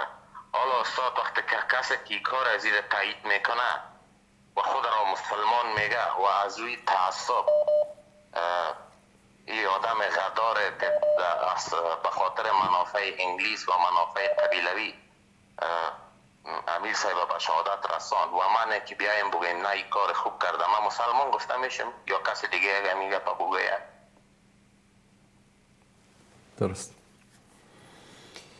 ببینید برادر عزیز، یک موضوع رو اینجا من خدمت شما بیان بکنم که رسول الله صلی الله علیه و سلم در خطبه حجت الوداع که مهمترین خطبه بود که مهمترین مسائل مسلمین رو برایشان بیان کردن، در این خطبه یک سخنان واقعا زیبایی دارن که میفرمایند که هیچ عربی بر هیچ عجمی و هیچ عجمی بر هیچ عربی و هیچ سفید پوستی بر سیاه پوستی و هیچ سیاه پوستی بر سفید پوستی الی آخری، هیچ کس بر هیچ کس برتری ندارد مگر به تقوا. و الله سبحانه و تعالی در سوره حجرات برای ما بیان میکند یا ایها الناس انا خلقناکم من ذکر و انثی و جعلناکم شعوبا و قبایل لتعارفوا ان اکرمکم عند الله اتقاکم. در اینجا نگفته حتی ای مسلمان ها، ببینید میگه ای انسان ها. این خطاب بین المللی قرآن است که شما همه از یک پدر و مادر آفریده شدید. اما یهودی که امروز همین بنیامین نتانیاهو، بایدن، ترامپ، پوتین، همه این بشری که وجود دارد در دنیا، از عالم و جاهلش گرفته از کافر و مسلمانش، همه اینها انسان هستند. الله متعال همه اینها را خطاب قرار میده، میگه که شما رو ما از یک زن و مرد آفریدیم، پس هیچ کس بر هیچ کس برتری ندارد، نه به قوم نه به زبان مگر به تقوا. بهترینشان در نزد الله سبحانه و تعالی کی است؟ متقی تر. به طور مثال اگر پوتین امروز مسلمان شود، متقی شود، پرهیزگار شود و شیخ الحدیث ما، شیخ القرآن ما که مسلمان به دنیا آمده است انسان متقی و پرهیزگار نباشد، پوتین در نظر ما از شیخ الحدیث یا شیخ القرآنی که متقی نیست باید برتر شمرده شود. چرا؟ معیار برتری در دین ما فقط تقوا هست، هیچ چیز دیگر نیست. بفرمایید. استاد عزیز گپ شما دقیق است، اما من مطمئن هستم همین مثال که رئیس جمهور روسیه را شما داده، من مطمئن هستم که به ایمان خود مطمئن هستم، به این مطمئن هستم که این مردم که صدایتان اکنون میشنوه شما را کافر میگن. اما موضوع دیگه بگذارید بگوین. ببینید یک خواهش دیگه برادر عزیز از شما، خیلی میبخشید، یک خواهش دیگری از شما دارم که من و شما و همه جوانان نسل جدید روشنفکرای ما که هستیم نباید که در تاریخ زندگی بکنیم. والا امیر امان الله خان این کرده بود، نادر غدار این کرده بود، حبیب الله کلکانی رحم الله این کرده بود، ترکی این کرده بود، حفیظ الله امین این کرد، فلان این کرد. ما با اونها این گذشته ها گذشت. تلک امتون قد خلت. الله متعال میگه تلک امتون قد خلت. اینا امتی بودن که گذشتن. لها ما کسبت ولکم ما کسبتم. اونا هرچی کردن برای خودشان کردن، شما هرچی بکنید برای خودتان کرده اید. ولا تسألون عما كانوا يعملون. از شما نمیپرسن که اونها چه کردن، از شما میپرسن که شما چه کردید. پس ما به جای اینکه بیایم همین تاریخ با این صحنه‌های زشتی که درش هست، بیایم هر روز بازگو بکنیم و به این فتنه دامن بزنیم، بیایم ما صفحه جدیدی در زندگی خود باز بکنیم. بیایم ما انسان خوب باشیم، بیایم ما تعصب رو به دور بیاندازیم، بیایم ما در جامعه از خودگذشتگی، ایثار، فداکاری، معیار برتری که تقوا هست، این رو در جامعه نهادینه بکنیم. روز به روز این مشکلات حل می شود. به طور مثال یک سوال از شما بپرسم، تعصباتی که در زمان پدر بزرگوار شما در افغانستان بود زیادتر است یا تعصباتی که امروز وجود دارد زیادتر است؟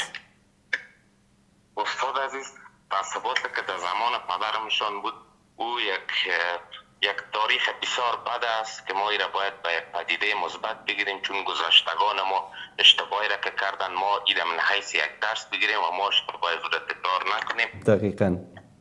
اما استاد عزیز و یقین داشته باشید که فرزندان شما تعصباتشان نسبت به من و شما خیلی کمتر خواهد بود و روز به روز هرچی انسان‌ها فهمیده تر بشن، با دین، با علم آشناتر بشن، تعصبات از بین می رود. در جامعه‌ای که جهل حکم فرما شود، تعصب خود به خود به وجود می آید، چون تعصب، مایه تعصب جهل و نادانی است. بله استاد، اما استاد عزیز ببینین شما خوب سوال کردین که ما بیایم در یک کمی ادامه بدم استاد. بفرمایید. وقتی که امی حکومت مفسد جمهوریت آمد، مردم فریب داد و یک کار خوب شد که مردم از صلاحی دانبان در زمین دموکراسی آمده و آزادی آمده و ببخشین یکی دیگره صلاحا جمع‌آوری شد، مردم تمام اقوام افغانستان به غیر از مردم پشتون و درس و تعلیم به خاطر پیشرفت کشور تلاش کردند. اما این مردم اونمو رقم که در دهه 70 بودن، اونمو رقم از قبل از دهه 70 بودن، اکنون هم هستن و تا آینده خواهد بود. چرا استاد عزیز؟ به خاطر که اینجا موضوع طالبان نیست، موضوع خودشان است.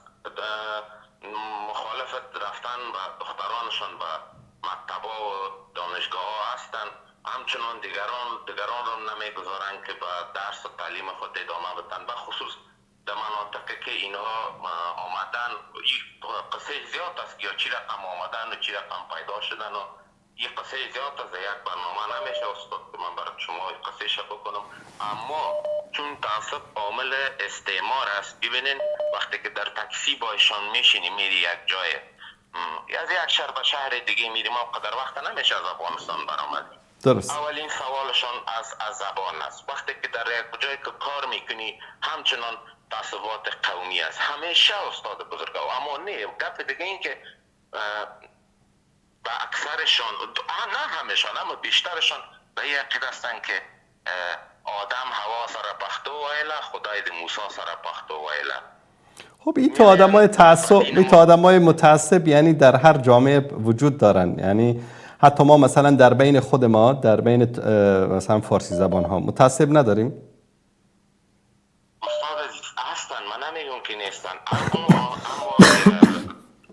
زبان خود را در دین تو فارسی گپ نمیزنی کافرستی و لباس اهل تسنن داخل زندگی و امورات ارزش‌های فرهنگی و دینی آدم داخل نمیرن. اینا میاین به نام اسلام را بدنام میسازن، میاین به توهین به قرآن عظیمشان، توهین به احادیث مبارک، به هر چیزی که نیست توهین میشه. و اگر باز میگن ما سند براتون استاد اول میگم. برادر عزیز، یک مشکلی هست که سوال شما فراموشتان نشود. مشکل این است که در زمان استعمار به اصطلاح کمونیستی روس‌ها که این به این آتش دامن زده شد، البته قبل از اونم شروع شده بود، اما بعد از اون به این دامن زده شد، به این مسائل قومی. مثلا حتی ببینید این احزاب کمونیستی که درست کردن، دو حزب درست کردن، یکی خلق، یکی پرچم. یعنی یکیش پشتونها اکثریت بودن، در یکیش تاجیک‌ها اکثریت بودن. هدف استعمار همیشه این است که جنگ قومی زبانی رو در یک جامعه دامن بزند و هر وقت که خواست اینها رو به جان همدیگه بیاندازد و از بین اینها چیکار بکند؟ به نفع خود استفاده بکند. متاسفانه همین سیاستی رو که روس‌ها در افغانستان، کمونیست‌ها در افغانستان این آتش فتنه رو برافروختن، متاسفانه این سرایت کرد. آتش که آمد دیگه میگن تر و خشک میسوزه. حتی در بین ملاهای ما سرایت کرد، در بین دعوتگران ما سرایت کرد.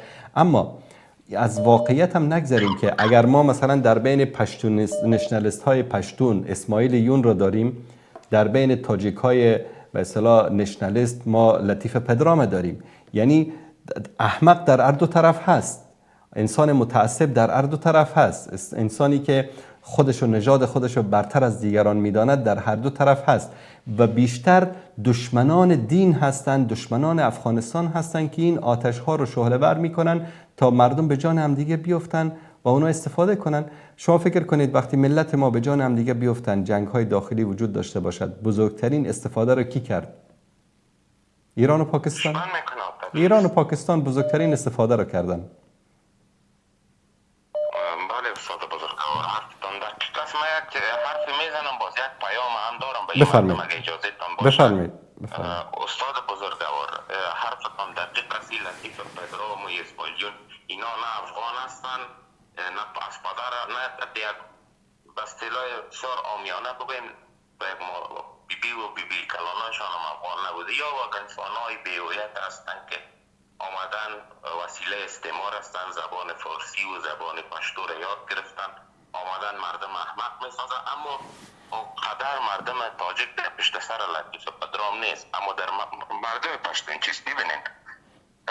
دکتر نجیب کمونیست طالبا کشت، اینا میاین از تعصب میگن ایره احمد شاه مسعود کشته، ایره مجاهدین کشته، در حالی که مشخص است که ایره کی کشته.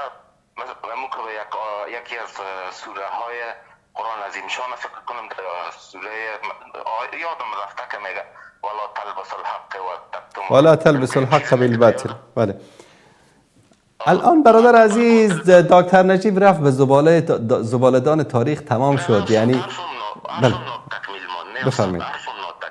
میاین توهین میکنند که شما تاجیک ها مردم هستین که با روسا معامله کردین، در حالی که قدر قربانی که مردم سمت شمال داد هیچ جای نداده. و هر صورتش استاد کسی در افغانستان از تاریخ یاد نمیکنه که اینمی مردم اگر در تکسی کتشان برابر میشی، اگر در دکان برابر میشی، در هر جای برابر میشی، خیر از بوی گند تعصب هیچ چیز از دان از یا نمیبره. درست. الان وظیفه من و شما این است که هر کدام کسی که میاد از تعصب صحبت میکنه با آیات قرآن، با احادیث رسول الله صلی الله علیه و سلم ما واقعیت ها را برای او بیان میکنیم و برایش دعا میکنیم که الله متعال هدایتش بکنه. استاد عزیز، ما که برشان آیات مبارکه میخوانیم، احادیث برشان شماره میتیم برشان که برین بخوانین، قبول نمیکنن استاد. قبول نکنن. فذکر، الله متعال به رسول الله صلی الله علیه و سلم میفرماید فذکر انما انت مذکر لست علیهم بمسیطر. تو آنها را تذکر بده، تو برای آنها دین رو بیان بکن، تو بر آنها سیطره ای نداری. خواستن قبول کردن، خواستن رد بکن.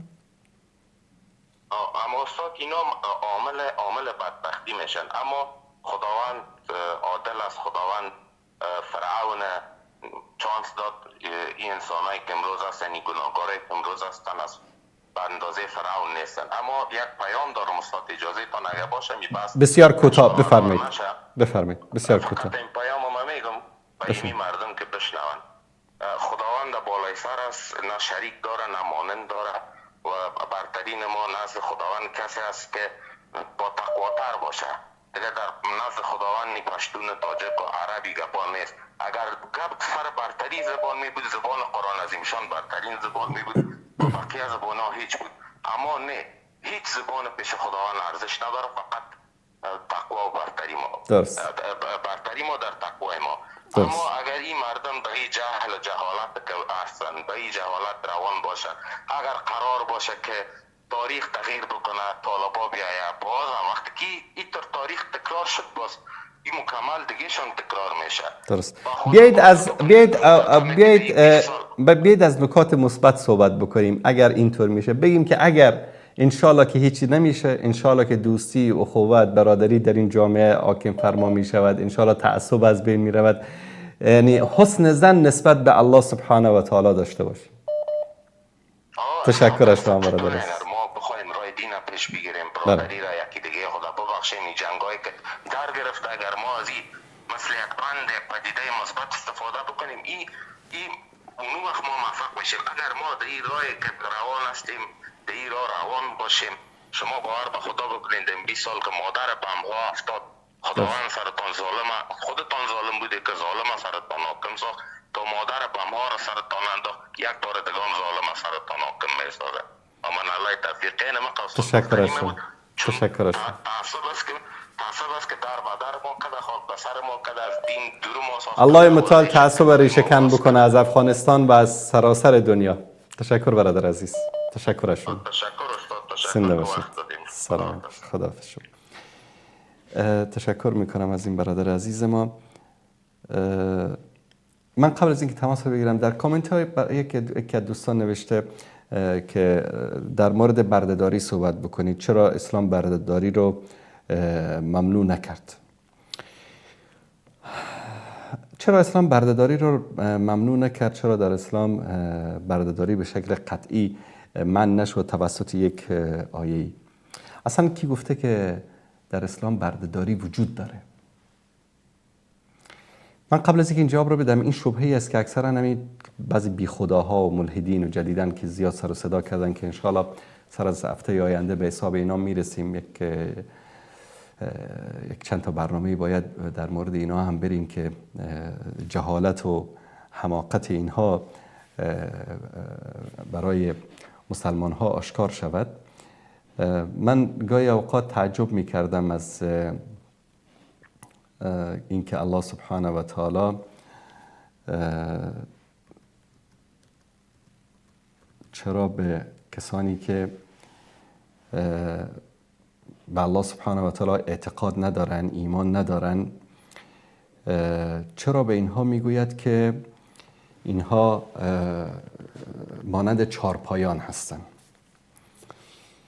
بیایید این آیه رو اول مرور بکنیم، بعد در مورد این سوال دوست عزیزمون صحبت میکنیم.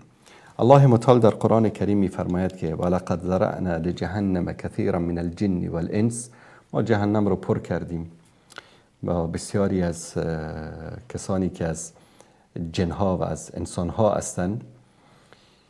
لهم قلوب لا یفقهون بها، قلب دارن اما تفقه ندارن، نمیفهمند. و لهم اعین لا یبصرون بها، چشم دارند نمیبینند. و لهم آذان لا یسمعون بها، گوش دارند اما نمیشنوند. اولئک کالانعام، آنها مانند چارپایان هستند. بل هم اضل، بلکه از چارپایان هم گمراه تر هستند. یعنی به زبان واضح تر بگیم، آنها مانند الاغ هستند، بلکه از الاغ هم الاغ تر هستند. اولئک هم الغافلون، بل اینها هستند انسانهای غافل. خب الان میم سر سر سوالی که این دوست عزیزمون در کامنت نوشتن که چرا در اسلام بردهداری به اصطلاح منع نشده است. اولا کی گفته که در اسلام بردهداری وجود دارد؟ کی گفته؟ اصلا در اسلام اسلام بردهداری رو قبول نداره. اسلام، شما در کل آیات قرآن بگردید، در هیچ آیه از آیات قرآن کریم الله متعال یک فئه خاصی از انسانها رو به عنوان برده به دنیا آمدن، برده باید زندگی کنن، به رسمیت نمیشناسه. در قرآن کریم انسانها به دو گروه تقسیم شدن، گروه مؤمن، گروه کافر. در مورد گروه مؤمن که آمد چی میگه؟ اصلا کل انسانها هیچ برتری به هم دیگر ندارن. آیه‌ای که لحظات پیش خواندم، یا ایها الناس انا خلقناکم من ذکر و انثی و جعلناکم شعوبا و قبائل لتعارفوا ان اکرمکم عند الله اتقاکم. ای انسان ها، ما شما را قوم قبیله گرداندیم که شما شناخته شوید، بهترینتان در نزد الله متعال پرهیزگارترین شماست. اصلا قرآن، کتاب الهی، چیزی به اسم بردهداری رو اصلا به رسمیت نمیشناسه. طوری صحبت میکنه که کأنه برده‌ای در دنیا وجود نداره. چرا؟ چون الله سبحانه و تعالی تعدادی از انسانها رو برده نیافریده که برای اونها به اصطلاح یک خطاب خاصی در قرآن داشته باشه. بلکه چی میگه؟ انما المؤمنون اخوه، مؤمنین برادران همدیگر هستن. مؤمن که شدی، زن یا مرد مؤمن که بود، خلاص هیچ فرقی بین زن و مرد مؤمن مگر به تقوا وجود نداره. خب بعد میگن که خب چرا یک آیه در قرآن نیامد که اون بردهداری که در اون زمان وجود داشت مثلا در جزیره العرب و در تمام دنیا، این رو کلا مانند شراب، مانند زنا، مانند دزدی، مانند خیلی از گناه دیگه تق بگه که یا ایها الناس اتقوا الله و لا تأخذوا الرق مثلا، یا یک چیزی مثلی، بگه که هیچ اصلا دیگه شما برده نگیرید، بردهداری نکنید. چرا همچین آیه در قرآن نیامده؟ این انسان ها، چون الله متعال میگه اولئک کالانعام، اینا مثل چارپایان هستن، بلکه از چارپایان هم گمراهتر هستن، انقدر فکر نمی کنن که خب الله سبحانه و تعالی می آمد همچین یک آیه رو نازل میکرد در زمان رسول الله صلی الله علیه و آله و سلم که ای مردم، سر از امروز مانندی که گفت که شراب نخورید، دزدی نکنید، زنا نکنید، سر از امروز این اعمال رو انجام ندهید، میگفت سر از امروز بردهداری حرام است.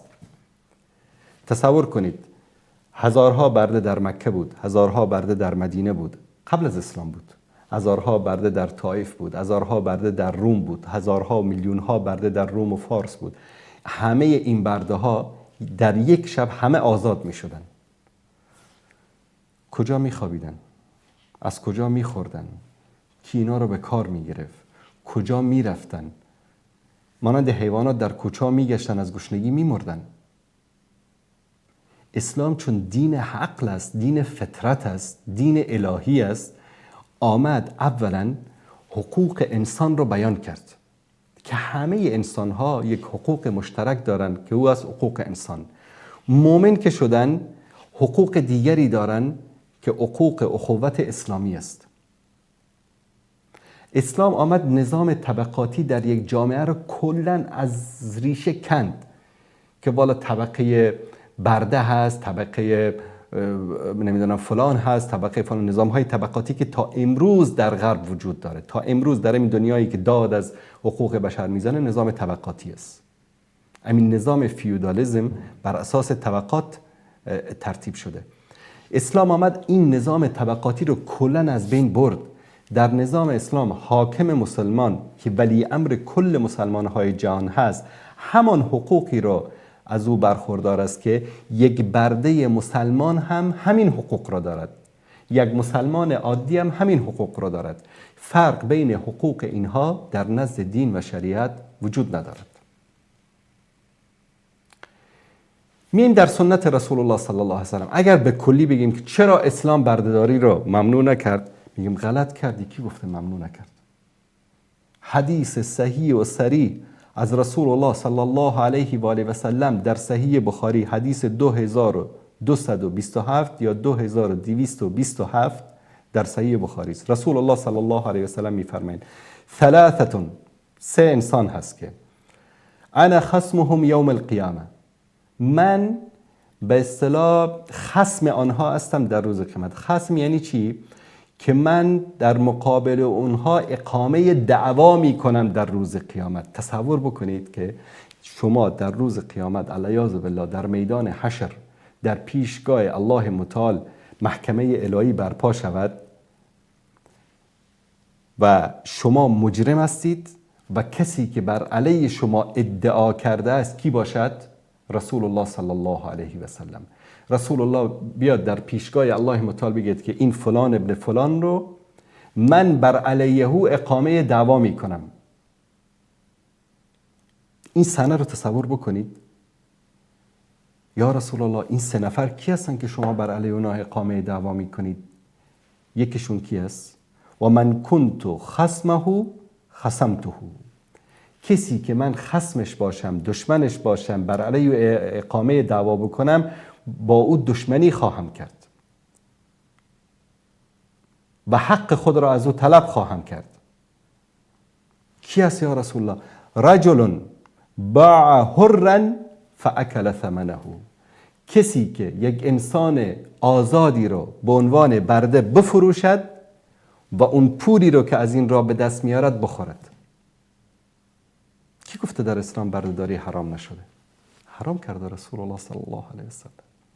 ما دو مصدر تشریع داریم، قرآن داریم، سنت رو داریم. در سنت صحیح رسول الله صلی الله علیه وسلم در صحیح بخاری بردهداری قطعا حرام است. خرید و فروش کردن انسان آزاده حرام است. خب بعضی الان چی میگن؟ از این کسایی که اولایی که کل انعام بل هم ازل، مانند چارپایان هستند. پس در مدینه برده خرید و فروش میشد، در مکه برده خرید و فروش میشد، این همه برده در نزد مسلمان ها بود. رسول الله صلی الله علیه و سلم خودشون برده داشتن، صحابه برده داشتن. پس سرنوشت اینها چی نمیشه؟ به این انسان ها، این انسان ها رو گرفته بودن، برده کرده بودن، غلام خودشون کرده بودن، بردهداری میکردن. یک لحظه یک کمی سرعتتو بیار پایین، ترمز بگیر تا من بهت بگم. اولا اسلام آمد چون این یک مشکل اجتماعی بود در جامعه. مشکلات اجتماعی رو نمیشه یک شبه حل کرد. مثلا الان ما در جامعه ما در افغانستان، در ایران، در خیلی از کشورها، پاکستان، مشکل تعصب داریم. مشکل تعصب یک مشکل اجتماعی است، تعصب قومی. این رو نمیشه یک شبه حل کرد. حکومت یک قانون صادر بکنه که سر از امروز هر کس که تعصب قومی رو دامن زد حکمش اعدام است. همچین چیز امکان نداره. کتاب‌ها پر از تعصب است، مناهج پر از تعصب است، افکار انسان‌ها مملو از تعصب است. این یک کار عظیم تعلیمی، تربیتی، فرهنگی، رسانه‌ای میطلبه که به مرور زمان، شاید بعد از 100 سال، بعد از 50 سال، بعد از 10 سال خیلی زحمت بکشیم، موفق بشیم، بعد از 10 سال، 15 سال بتوانیم نصفی از جامعه رو ما چیکار بکنیم؟ مشکل مرض تعصبشون رو اصلاح بکنیم. بردهداری یک مشکل اجتماعی بود. این مشکل اجتماعی رو نمیشد یک روزه حل کرد. اسلام آمد اولین کاری که کرد، این برده‌ای که قبل از قرآن، قبل از سنت هیچ حقوقی نداشت، مثل که این لیوان رو من خریدم، تا روزی که این لیوان پیش من هست ازش خوشم میاد، چای درست میکنم، می نوشم. روزی که بدم اومد میفروشمش، یا که قابل فروش نبود میشکنمش، دور میندازم سطل آشغال، میرم یک جدیدشو میگیرم. دقیقاً برده در قبل از اسلام همچین یک انسان بود. اصلا انسان نبود اصلا. در روم که اصلا میگفتن برده ها انسان نیستن. حتی زنها رو در روم میگفتن که زنها انسان نیستن، اینها شیطان هستن، حیوان هستن. آخر آمدن جلسه‌ای گذاشتن، تقریبا شاید چیزی در حدود 400-500 سال پیش، مثلا 400-500 سال قبل از اسلام، عفوا 400-500 سال قبل از الان، یعنی اومدن یک جلسه گذاشتن، گفتن که زنها انسان هستن اما روحشان روح شیطانی است. این 1000 سال بعد از اسلام این تصمیم رو گرفتن در همین اروپای مدرن امروزی. بر صورت وارد این بحثا نمیشیم. اسلام اومد برده رو اولا انسان بودنش رو به رسمیت شناخت که این برده چی است؟ انسان است. مؤمن که شد، ایمان که آورد، آزاد میشه. ثانیاً کفاره خیلی از عبادت‌های که انسان در او کوتاهی میکنه، قسم میخوری، قسم تو که شکستی، برده آزاد میکنی. روزتو خوردی در رمضان، کفارش رو برده آزاد میکنی. در حج اگر کدام یکی از فرایض و واجبات رو ترک کردی اشتباهاً، برده آزاد میکنی. خلاصه هر گناهی که از واجبات و فرایض دین تو ترکش بکنی، اولین کفارش چی است؟ برید کتابای فقه رو بخونید. اولین کفارش این است که یک برده آزاد میکنی. با این کار اسلام اومد چی کار کرد؟ اولا برده رو بهش گفت که تو انسانی، تو ای برده آزاد شده، یا تو ای برده ای که هنوزم برده هستی و در زیر دست ابوبکر هستی، عمر هستی، زیر دست محمد هستی صلی الله علیه و آله و سلم، تو مانند اینها انسان هستی. اول این روحیه رو بهش دادن. ببینید بعضیا میگن در یکی از کشورهای آفریقایی برده ها رو برده بودن به اروپا، اینا رو آزاد کرده بودن، رفته بودن شب دوباره پیش همون صاحباشون برگشته بودن. چون اولا این روحش، عقلش باید از بردگی آزاد بشه. پدرش برده بوده، مادرش برده بوده، جدش برده بوده، فرزندانش هم برده است. این برده بزرگ شده، این اصلا تمام وجودش در بردگی است. اول روحش رو اسلام آزاد کرد، گفت تو یک انسانی، تو همه حقوقی رو داری که محمد و صلی الله علیه و سلم و ابوبکر و عمر و عثمان و طلحه و زبیر و علی و اهل بیت من، صحابه من، همون حقی رو دارن که توی برده داری، توی بلال حبشی داری. اومدن گفتن که سلمان که برده بود، بلال که برده بود، اینها رو آوردن رسول الله صلی الله علیه و میگه سلمان من اهل البیت، سلمان از ماست، از اهل بیت است. به بلال میگن که صدای خشخش پای تو را در جنت شنیدم. چی شد ای بلال که تو پیش از من وارد جنت شدی؟ در شب اسراء و معراج پیامبر میگه که در اونجا صدای پای بلال رو شنیدم. بلال کی است؟ برده آزاد شده، برده ای که ابوبکر خریده آزادش کرده. ای بلال چی کار کردی که تو پیشتر از ما وارد جنت شدی؟ میگه که بعد از اینکه وضو میگیرم برای هر نماز 2 رکعت نماز میخوانم.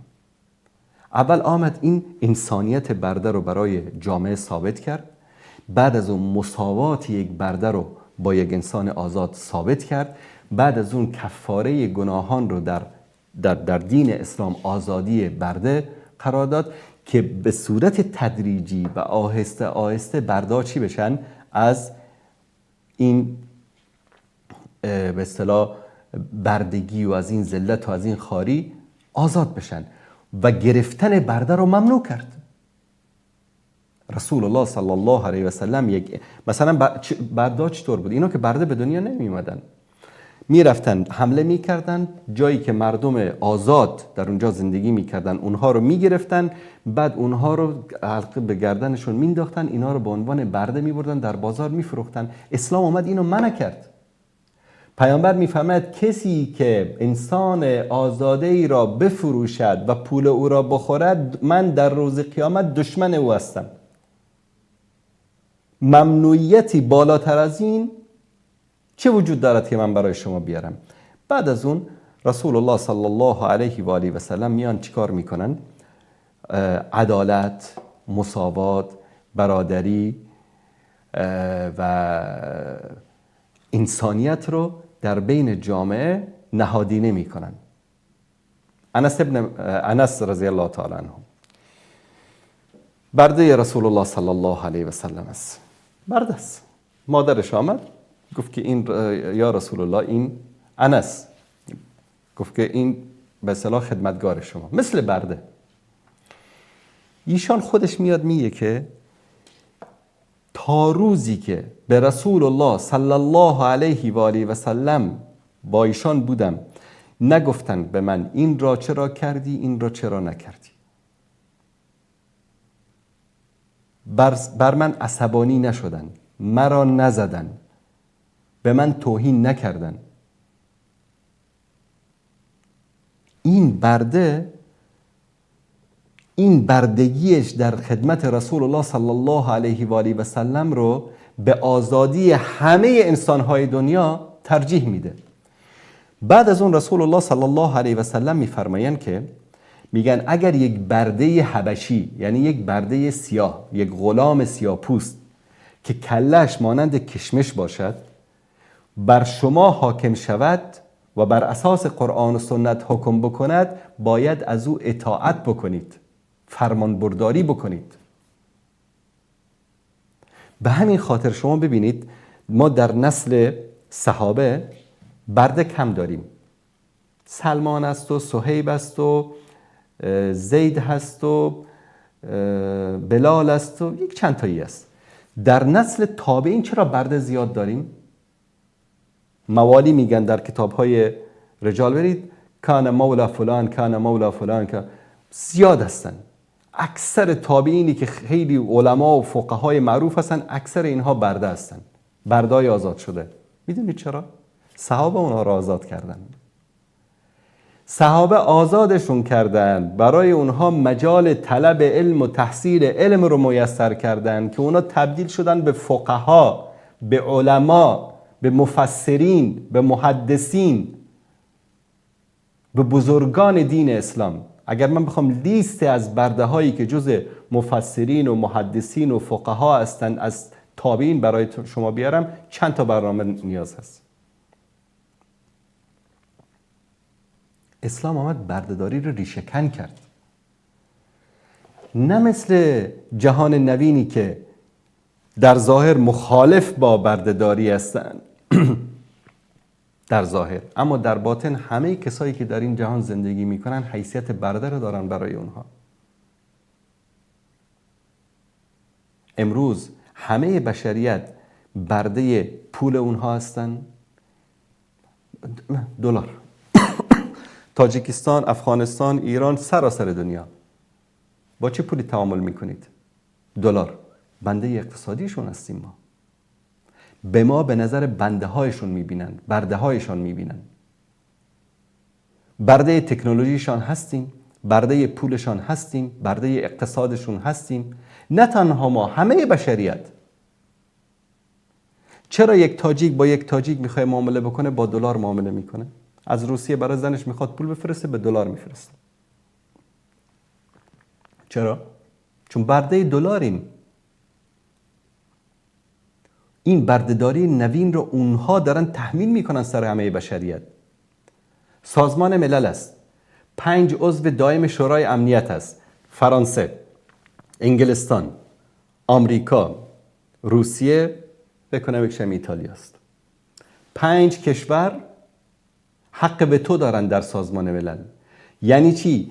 کل دنیا یک تصمیمی رو بگیره، یکی از این 5 کشور قبول نکنه، اون تصمیم اصلا که انه لم یکن. این بردهداری است یا نیست؟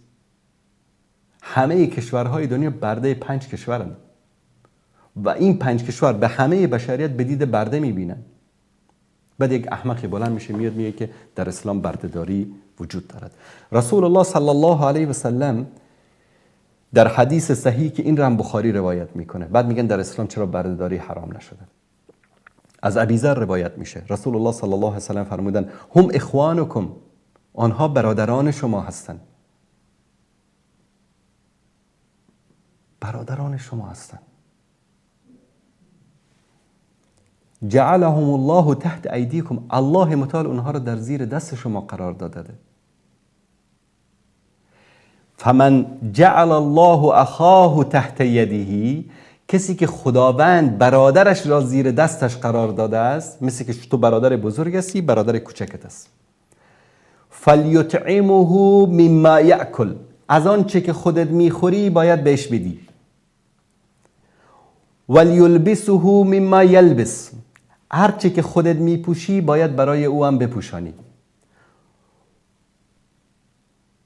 ولا يكلفه من العمل ما يعمله فإن كلفه ما يعمله فليلعنه الله، الله متعال رو لعنت میکنه. میگه کاری رو که خودت نمیکنی به او امر نکن.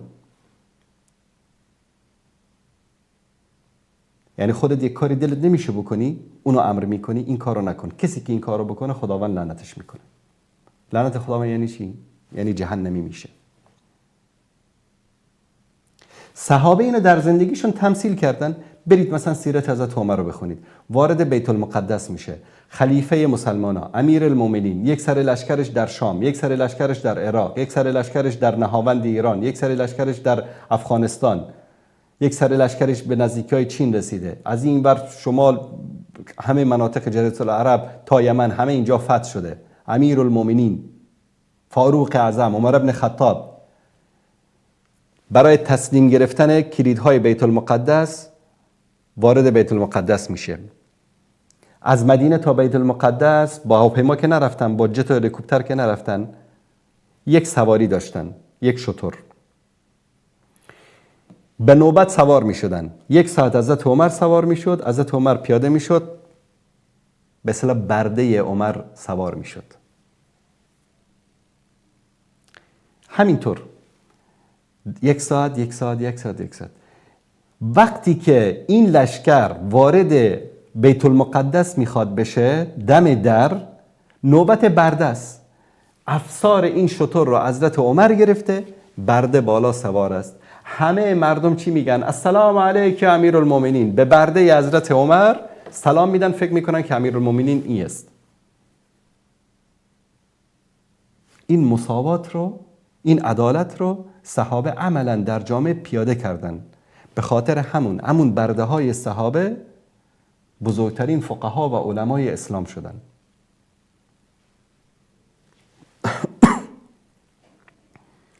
حدیث دیگر حدیث مسلم است. من لتم مملوکه او ضربه فکفارته ان یعتق. کسی که غلامش رو یا بردهش رو یک سیلی زد، کفارش میدونید چی است؟ بره توبه کنه؟ نه. بره صدقه بده؟ نه. چی کار بکنه؟ باید آزادش بکنه. یک سیلی زدی باید آزادش بکنی.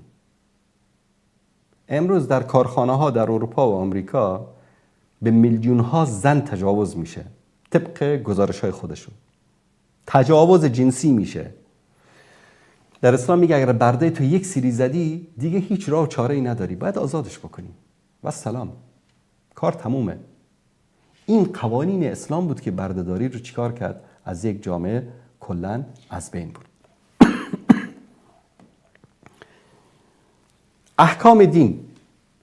احکام دین برای همه بشریت به عنوان یک مسلمان نازل شده است. ما در دین حکمی نداریم که این برای برده باشد، این برای انسان آزاده باشد.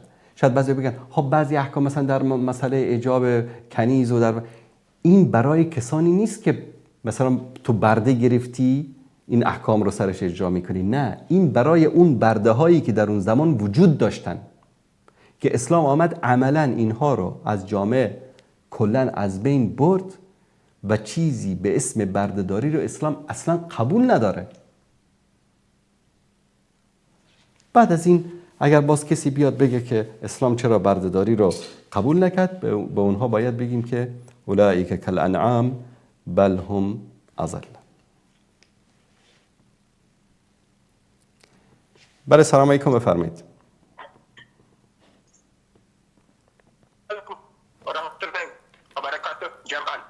علیکم السلام و رحمت الله و برکاته. بفرمایید برادر عزیز. بخیر باشیم برادر، سالم باشیم، موفق باشیم ان شاء الله. برادر جان، من می‌خواستم امی کسی که قبل ما با شما تماس گرفت، من هدای همین خدا خود همدیدم، من به شما زنگ دادم برادر. بفرمایید. یعنی والله بالله تعالی در من نگاه تاجیک، مادرم خب ازبک است، خب ولی خدا قسم امی احمد کاملای پدرم یعنی اکثرا یعنی امی احمد حسود استغفر الله یعنی عنوان خدای قبول داره. کاملای مادرم امی جنرال دوستم به عنوان خدای قبول داره. این قدر یعنی هستن جاهل. من دیگه او برادر امی طالب سال بعد، ولی اینا که از طالب خطرن باز یعنی هر تو گوش هم میره برادر. یعنی هم میخوام برای همه بگم، همه ما خراب هستیم، تنها اینا خراب نیستن. یعنی همه ما فعلا در حال حاضر افغانستان که من دارم زندگی میکنم، یعنی هجرت پرستیم، یعنی تخم هجرت پرستی را امی 30 سال پیش، 50 سال پیش، 100 سال پیش امی اروپایی، آمریکایی یا روسا یعنی کاشتن، الان دارن برداشت میکنن. درست. امی آقا میگه اینا خراب است. آقا برادر، اینا عیب داره، اینا ایراد داره، ولی ایراد خود ما و شما از اینا کتنه کتابتر است. هر حال حاضر فضل الهی امنیت اومده، یعنی کارا خوب شده. امی قبلا تامی هر شب امی اخبارات بی بی سی و امی شیطان هشنال میگفته که امی هفتگار بسته است. من شخصا خودم 4 تا دختر دارم، یعنی هر 4 تا مکتب میره. امی مکتب انستیتوتم 20% امی واز بوده، باز امی اینا میگفتن که بسته است. برادر اینا هم عیب دارن، هم میگن اینا عیب ندارن، ولی عیب بیشتر هم داریم. درست. تشکر از شما برادر. دیگرونه میبینی ای به خودت باید ببینی. تشکر. والله بالله تعالی تاجیک مادرم ازبک شخصا من از امارات یعنی واقعا راضیم خاطر چندم چون 29 سال در ایران من بودم مهاجر بودم همیشه حقارت دیدم همیشه یعنی عنوان یک افغانی افتخار همی کردم که من افغانی هستم یعنی بالا خداوند شاهد است الان اومدم در کشور خودم حتی خود امنیت است آرامشم است کارم است ولی اونایی که میگن کار نیست دروغ میزنن. خب تشکر از شما برادر عزیز. کسی واقعا زحمت بکنه کار هست. درست. تشکر از شما برادر عزیز. برادر یک دقیقه بفرمایید. تقریبا 55 کشور اسلامی است کدام 54 تا یعنی کل کارش اسلامی است. شما یک دونه از کشورها که من اسم بیارین تنها کشوری که من خیلی دوست دارم از این کشور اسلامی مالزی یعنی واقعا کشور دیگر هم دارن میبینیم اونم عیب داره ولی فضل الهی میگم امارات برای ما واقعا خیلی خوب است. درست. تشکر از شما برادر عزیز. پیام شما رسید. الله متعال حفظتان کنه. خیر باشین سلامت باشین. سلام. تشکر از شما. السلام علیکم السلام و رحمت الله و برکاته. ما یک مدتی کنترل نمی کردیم کامنت ها رو آزادانه دوستان می نوشتن منتها کسی که توهین بکنه کسی که اهانت بکنه من بلاکش میکنم کلا یعنی میندازیمش سطل آشغال و دوستانی که هستن با منطق با عقل کسی که میخواد صحبت بکنه سوالشو مطرح بکنه کسی که توهین بکنه من بلاکش میکنم. این رو خدمتتون عرض کرده باشم. بیننده گرامی سلام علیکم بفرمایید. السلام علیکم و رحمت الله و برکاته. صاحب عزیز خدا کنید سلامت باشید. سلامت باشید برادر عزیز. امی برادری که همین حالا زنگ زده بود و بسیار صحبت میکرد از امارت اسلامی خدا کنه که بر اجازه بدید که ما یک دقیقه صحبت کنم. بفرمایید. انصاری ما خودم همیشه پشتیبانی از حکومت فعلی کردیم مگر آیستا آیستا تمام چیزایی را که دیدیم که تا کدام حد اینها در قبال مردم به تفاوت هستند مکتب بسته کردن انستیتوهای طبی را بسته کردن تمام چیزها را و یک برادر گلو پاره کرده میره که امنیت است در افغانستان کار است هر چیز است. اولش امنیت خودم اینا خراب کرده بودن هر طرف میرفتی انتحاری بود و پل و پلچک و تمام چیزها را خود از امنیت خراب کردن و دومش میگم من 4 دانه دختر دارم هر 4ش مکتب میره یک دروغ کلان است که در چشم مردم خاک میزنه که کل مکتب آواز است که شما بهتر میفهمین که مکتب بسته است و اجازه مکتب رفتن کسی نداره و گپ دومی که یک خبری را که تمام رسانه ها نشر میکنه که اینها یک خانم یکی از بادیگاردهای حکومت قبلی را که بادیگارد رئیس جمهور بوده اینها را به کدام رقم خواستن از ایران به ضمانت چند نفر. بله. و وقتی که میایند اوجا خانم از اینا رو بندی میکنه میبرن و اصلا نوازش کدام معلوم نمی باشه و خودکشی میکنه. استاد عزیز من برنامه شما رو میبینم و یگانه چیزی که شما خوشم میاد که همیشه واقعیت میگید آیا اسلام همینطور یک چیز است که اگر زور شما با مردش نمیرسه باز بگیرین سیاستش بیارین بندی بکنید یا هر رقم که آدم میره فکر کنه عقل انسان کار نمیکنه چطور یک سیاست شما میگیرید و مرد از او خودکشی میکنه. خودکشی اصلا کار خوب نیست اما مجبور کدام راه دیگه باش نمانده و به خاطر که برادر عزیز برادر عزیز، حتی در زمان مشرکین، در زمان کفار، همین کسایی که بت میپرستیدن در مکه، وقتی که پیامبر صلی الله علیه و سلم هجرت کردن و جنگ بدر، جنگ احد، جنگ‌های متعددی بین مشرکین و کفار از یک طرف و بین رسول الله صلی الله علیه و سلم از طرف دیگر رخ داد، 2 دختر رسول الله صلی الله علیه و سلم در مکه بودن. خانواده خیلی از صحابه ها در مکه بود. مشرکین همچین کاری رو نکردن، یعنی مشرکین هیچ وقت زن یک صحابی رو یا دختر رسول الله صلی الله علیه و سلم رو یا یک از خویشاوندان اونها رو نبردن، زندانی نکردن، اذیت نکردن. این روش یک مسلمان نیست که الله متعالی میفرماد که ولا تزر وازره وزر اخرى، یعنی هیچ کس گناه کسی دیگری رو به گردن نمیگیره. اگر یک انسانی مثلا دشمن شما هست، دشمنی شما با شخصی او است، به زن و بچه و قوم و خویشش نباید کار داشته باشید. تشکر از شما برادر عزیز. سلامت باشید. السلام علیکم. علیکم السلام و رحمت الله و برکاته.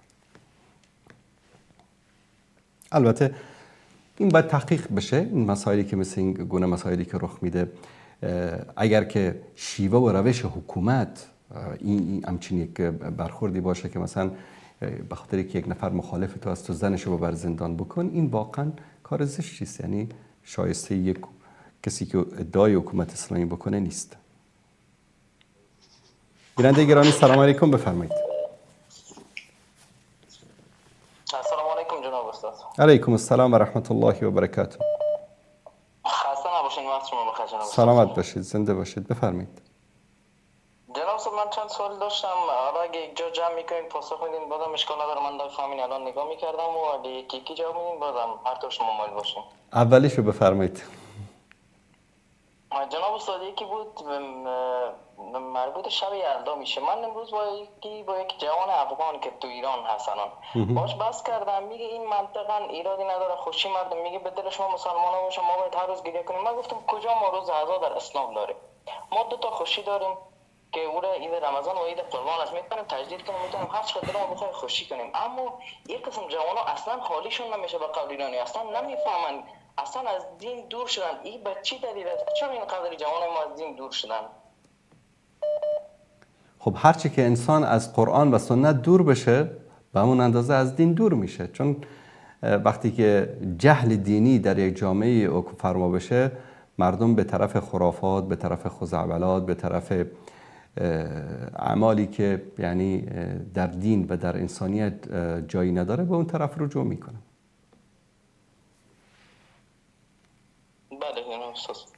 بله همچین چیزی امکان داره. و سوال دوم مطرح کنم الان خدمتتون. بفرمایید.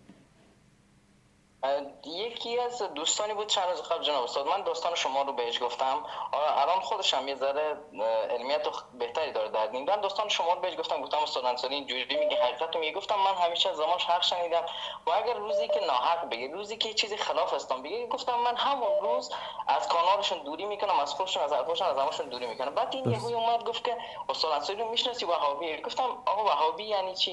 این وهابی کیها هستن استاد؟ یعنی منظورشون چی بوده که شما رو مثلا وهابی گفته؟ اینا از کجا شروع شدن؟ میشه اینو برام کوتاه بیان کنید؟ بله، وهابی ببینید کسانی که به اصطلاح از توحید و از شرک صحبت بکنن میگن که اینها وهابی هستن. یکی از ملاهای افغانستان چند وقت پیش گفت که اگر کسی گفت قال الله، این 25% وهابی است. اگر کسی گفت قال الرسول 50% وهابی است.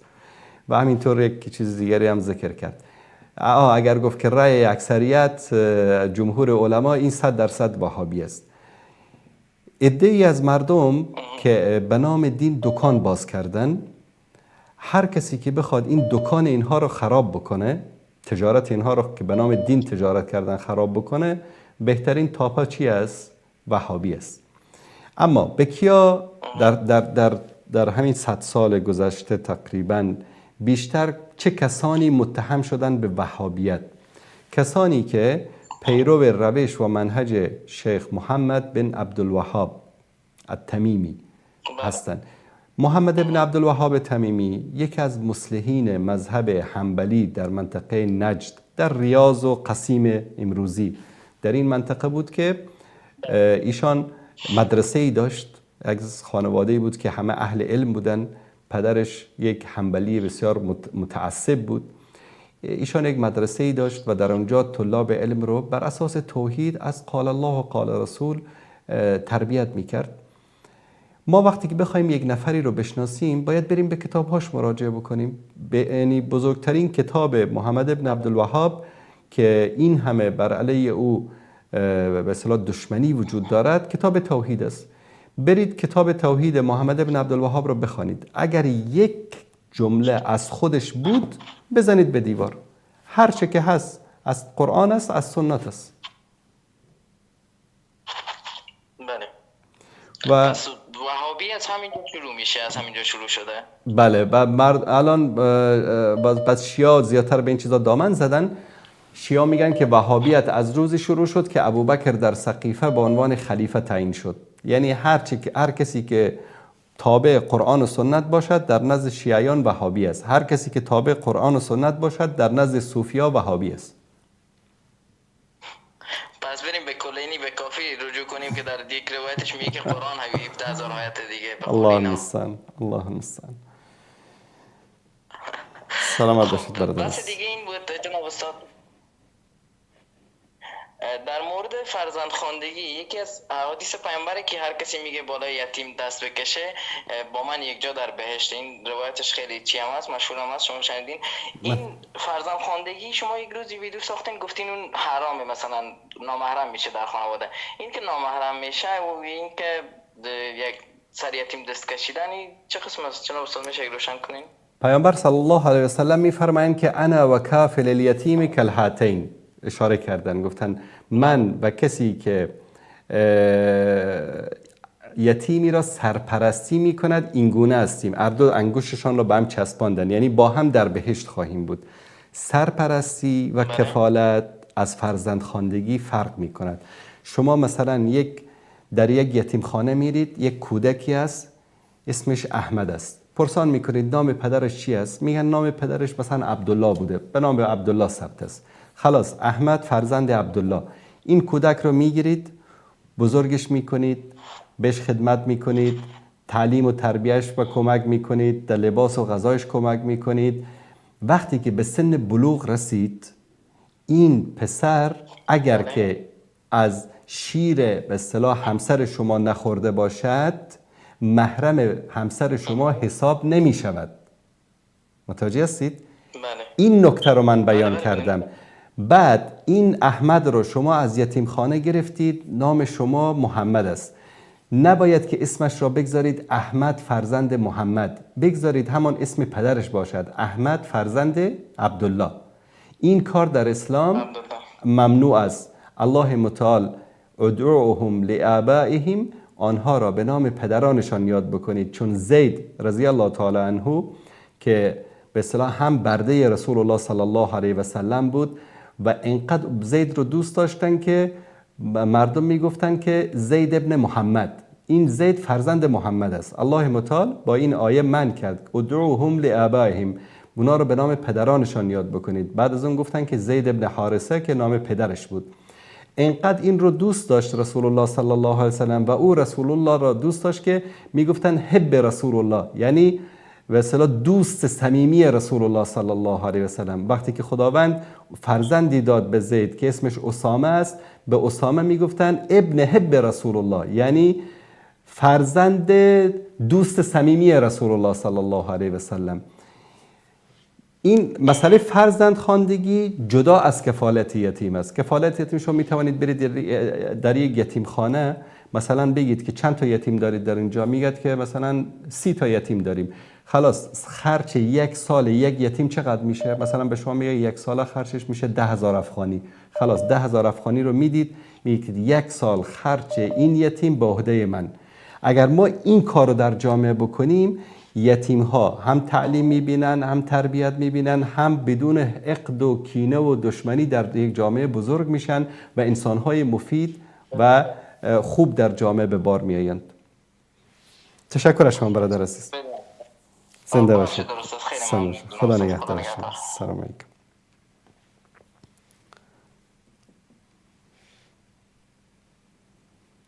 امین جان برادر عزیز بفرمایید.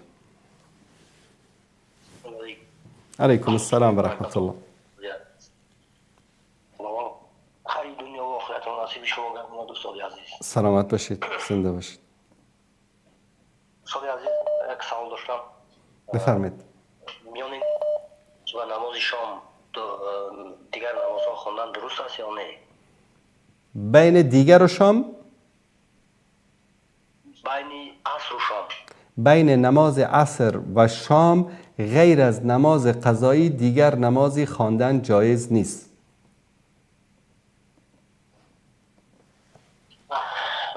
تشکر زیاد دوستان. زنده باشید. و من سلامت باشید. سلامت باشید. سلامت باشید. بعد از نماز صبح تا نماز اشراق، تا طلوع آفتاب نماز خواندن جایز نیست. بعد از عصر تا نماز مغرب این از اوقات ممنوعی است که نماز خواندن جایز نیست. بیننده عزیز سلام علیکم، بفرمایید. عرض سلام ادب دارم استاد عزیز. سلامت باشید، بفرمایید.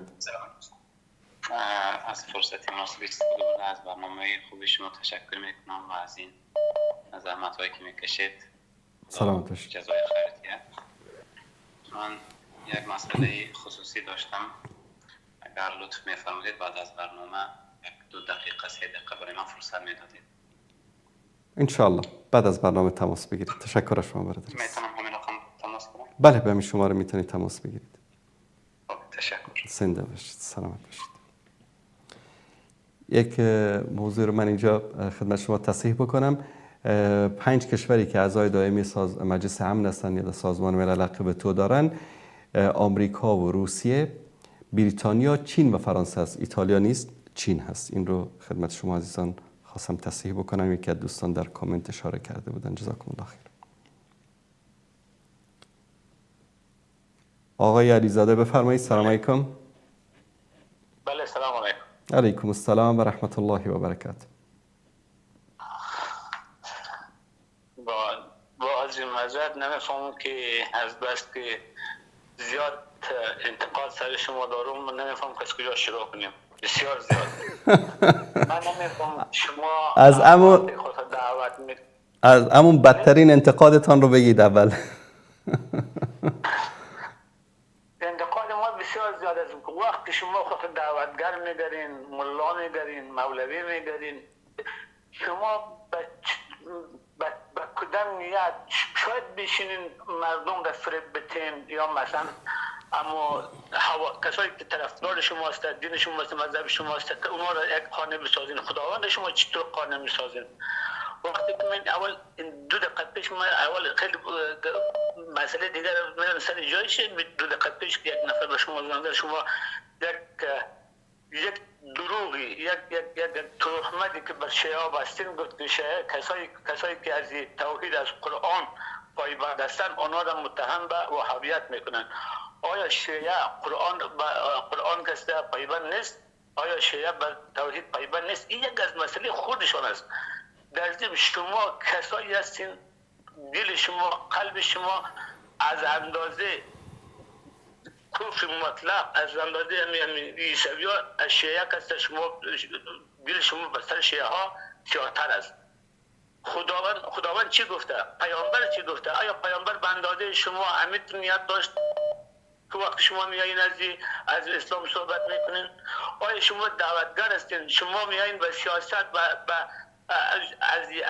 از محسنی گرفته تا تمام شیخ‌های مولای شیعه در ایران هست، در لبنان هست، سوریه هست، در افغانستان هست، شما کلا به اینا تهمت نبستین؟ این اسلامیت است. یکی از این تهمت هایی که به اینها بستیم برادر علیزاده بفرمایید، یکی از این تهمت ها رو بگید.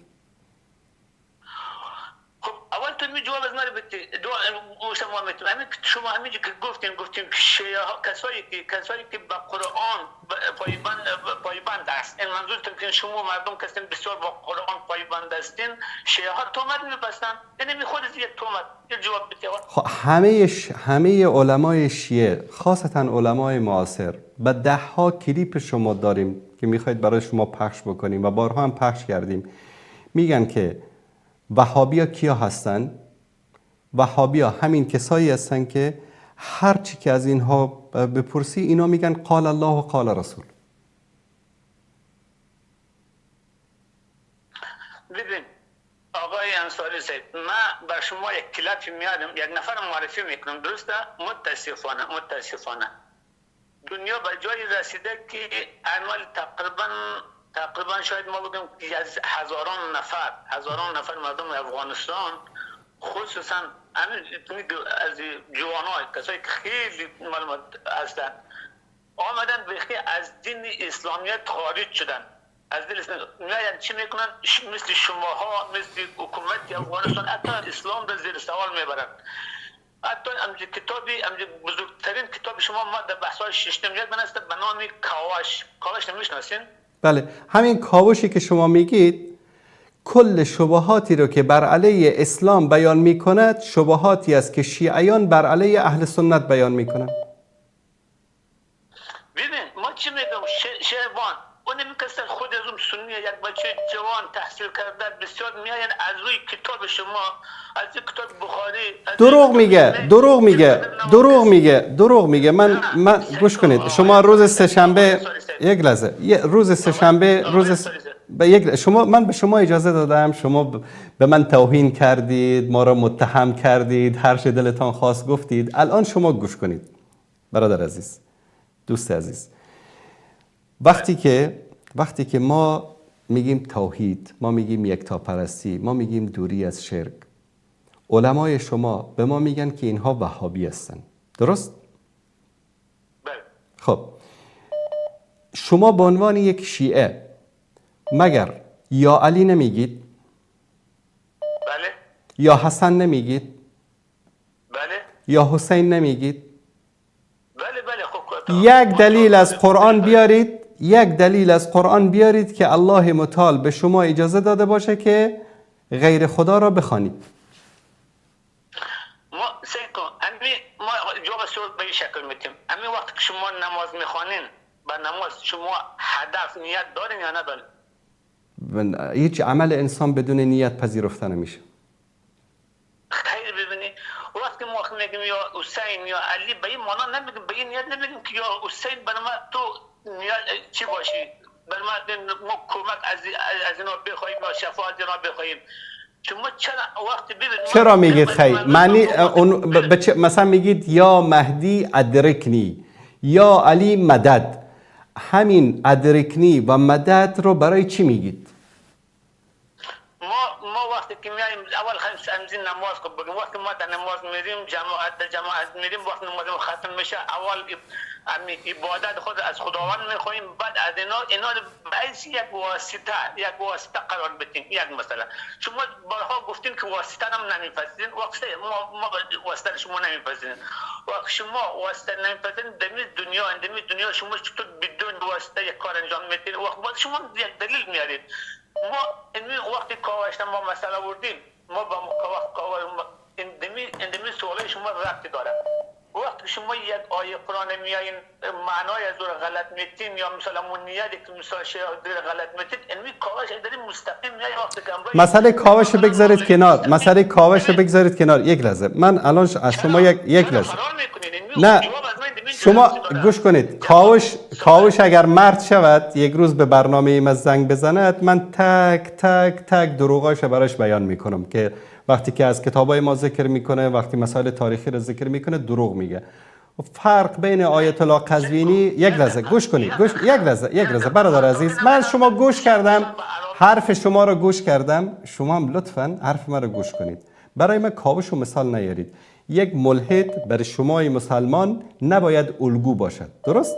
اگر ما یک سنی یک لحظه شما الان دارید او رو به رخ من میکشید. اگر یک سنی رفته کاوش شده، میلیون ها جوان شیعه هزاره شما هم در افغانستان، در اروپا، در آمریکا رفتن مسیحی شدن، ملحد شدن، بیدین شدن. اینا رو به رخ هم دیگر نکشیم. الان من و شما داریم با هم صحبت میکنیم. شما میگید که یا علی و یا حسن و یا علی مدد و یا مهدی ادرکنی میگید. من به شما میگن دلیل از قرآن دارید یا نه؟ دلیل از قرآن برای من بیارید. نه ما شما یک سوال دیگر میتونم از قرآن اگر صحبت میکنین. در قرآن گفته که شما دست خود بسته کنین. در کجا دید؟ در بالای سینه دیدین ولی نه پایین یا نه پایین تر دیدین در قرآن آمده؟ برادر عزیز، دستت بسته کو یا بسته نکو هیچ تأثیری در نمازت ندارد. اما اگر غیر از خدا خواستی یک لحظه تأثیر نداره. ما برادر گرامی به دست بسته کردن گوش کن. شما دارید از بحث فرار میکنید. دست بسته کردن نه فرض است، نه واجب است، نه سنت مؤکده است. نیست. چطور واجب نیست؟ یک لحظه برادر عزیز، شما اصلا معنی دین را نفهمیدید. شما این نمازی که میخوانید، در نمازتان سوره حمد میخوانید، درست؟ شیعه و سنی سوره حمد میخواند. خب در این سوره حمدی که شما میخوانید، آیه 4 سوره حمد چی میگه به شما؟ ایاک نعبد و ایاک نستعین. یک لحظه برادر عزیز، یک لحظه. آیه 4 سوره حمد میگه ایاک نعبد و ایاک نستعین. ایاک نعبد و ایاک نستعین یعنی چی؟ ترجمه کن برای من. ایاک نعبد و ایاک نستعین، این تو باید فقط از خداوند، از الله باید چی بخوای، غیر از الله دیگه هیچ کس چیز نیست. این ما میپذیریم. ترجمه کن، دقیق ترجمه کن برادر. ایاک نعبد یعنی چی؟ فقط همین چیزا از الله باید بخواید. ایاک نعبد فقط و تنها تو را میپرستیم و ایاک نستعین. یک لحظه. و ایاک نستعین و فقط از تو یاری و مدد میجوییم. درست؟ شما در هر رکعت از نماز شیعه و سنی همین آیه را میخواند. بعد از اینکه یک لحظه وار خطا نشید برادر، وار خطا نشید. الان همین تعهد را شما در نماز با الله متعال میکنید. چرا بعد از نماز میگید یا علی مدد؟ بفرمایید. وقتی که ما گفتیم که من نمیگم که یا امام حسین تو مر شفا بدی، یا امام مهدی تو مر روزی حلال بدی، یا امام سمان تو برمای این چیز به این نیت ما تو گفتم وقتی تو نماز استاد میشی همین نماز که میخوانی یک نیت داره نداره تو قبول کردی. نیتی با به این نیست که ما دنو شفا. پس نیتتان چی است؟ نیتتان میگید که یا علی یعنی چی؟ میگم یا علی به حق ببین علی کو میشناسی، امام حسین کو میشناسی، نواسه پیامبر رسول خداوند است. بله. آبرو داده شفا داده. ما که بنده گناهکار هستیم، ما به پیش خداوند یک مثل واسطه قرار میدیم با خداوند با آبروی امام حسین، با آبروی امام علی بر ما این چی به این نیت ما میگیم. نیت هدف ما این است. خب همین کار رو مشرکین زمان رسول الله صلی الله علیه و سلم انجام میدادن.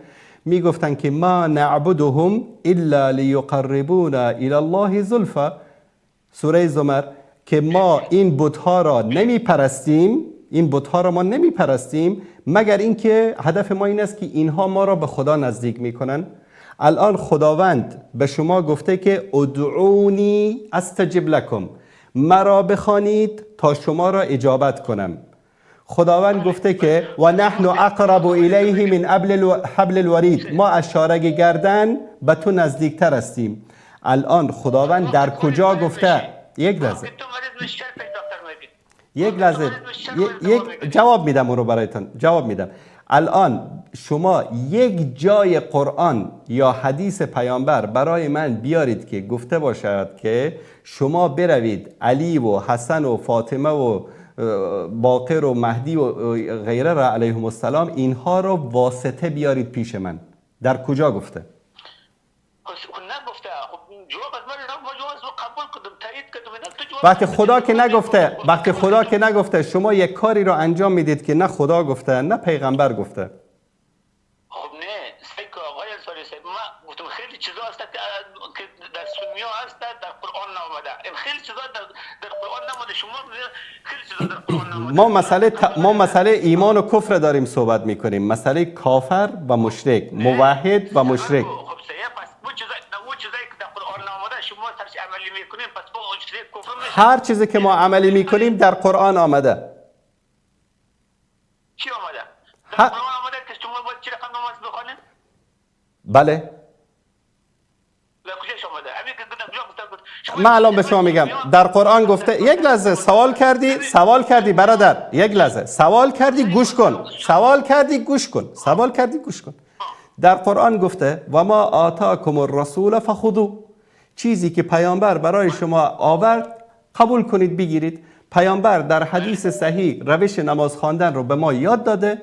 ما در حدیث بخاری داریم، مسلم داریم، ترمذی داریم، نسائی داریم، ابو داود داریم و ده ها کتاب حدیث دیگه و صدها حدیث صحیح از پیامبر در مورد روش نماز خواندن که پیامبر صلی الله علیه و سلم فرمودن صلوا کما رأیتمونی اصلی، نماز بخوانید مانند نماز خواندن من. ما هر چی که از پیامبر انجام میدهیم در دین اهل سنت دلیل از قرآن و سنت داریم. شما برای من یک دلیل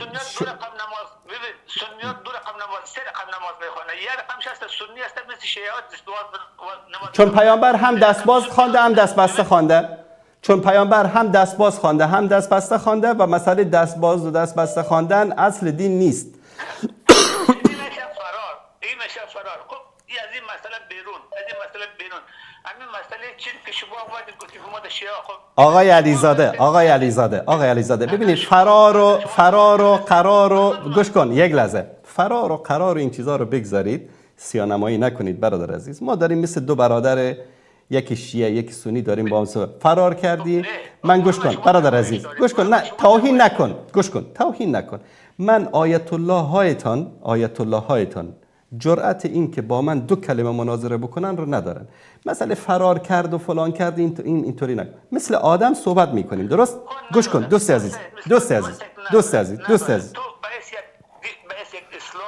دوست عزیز، من از شما یک سوال کردم. از اول شروع صحبت‌های شما همه توهین‌ها و اهانت‌های شما رو هم شنیدم. یک سوال کردم دوست عزیز، یک دلیل از قرآن و یا سنت برای من بیارید که یا علی گفتن یا حسن یا مهدی ادرکنی مدد، همین چیزایی که شما انجام میدید همینا جایز است. یک دلیل.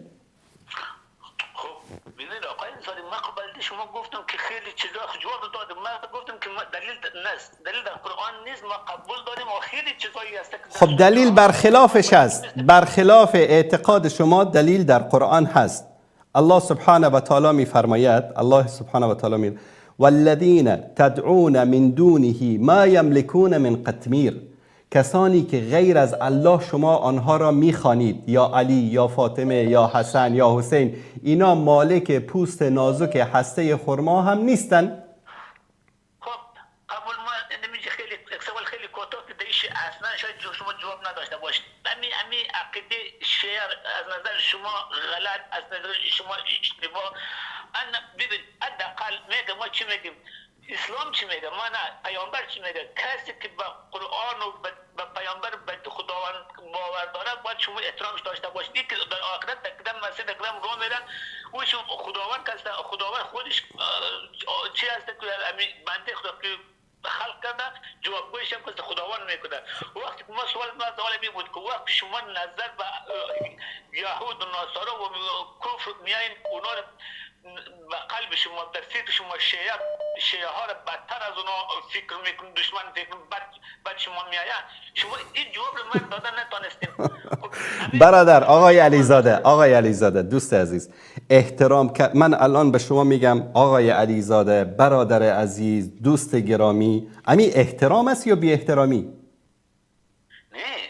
ما یک آدم عادی که به شما زنگ زده میگم درست شما هر کسی که باشه برادر عزیز. امی یک دانه مولوی سنی که در باره ایران در دقیقه واقع تیر نشیم بیاید به انسان بحث کنیم انسانیت. همین ایران که چند میلیون افغانی که در طول 50 سال در ایران میره هم کسب درآمد میکنه هم در اونجا مور خیانت میکنه. ما خودم افغانی هستم، ما طرفداری از قوم از شیعه بودن ایران نمیکنم، ما از انسان بودن از چیز میکنم. ولی اونجا باز در سر از اونها میاییم ما کسیم در اینجا میاییم بعد میگیم چیز میکنم. یک دانه مولوی نام شجاعت بود که گفته بود که بخاطر که ایران به اسرائیل موشک حمله کرده بود از اونها یک کم به قهرمان یاد کرده بود. تو شما در جواب چی گفته بودید؟ ببین چرا شما از این شاخه به اون شاخه میپرید برادر عزیز؟ من اگر در مورد محسنی صحبت کردم، محسنی در کتابش میگه که عایشه صدیقه رضی الله تعالی عنها همسر رسول الله صلی الله علیه و آله و سلم کافر است. بعد ما چی بگویم به او؟ چی بگم به او؟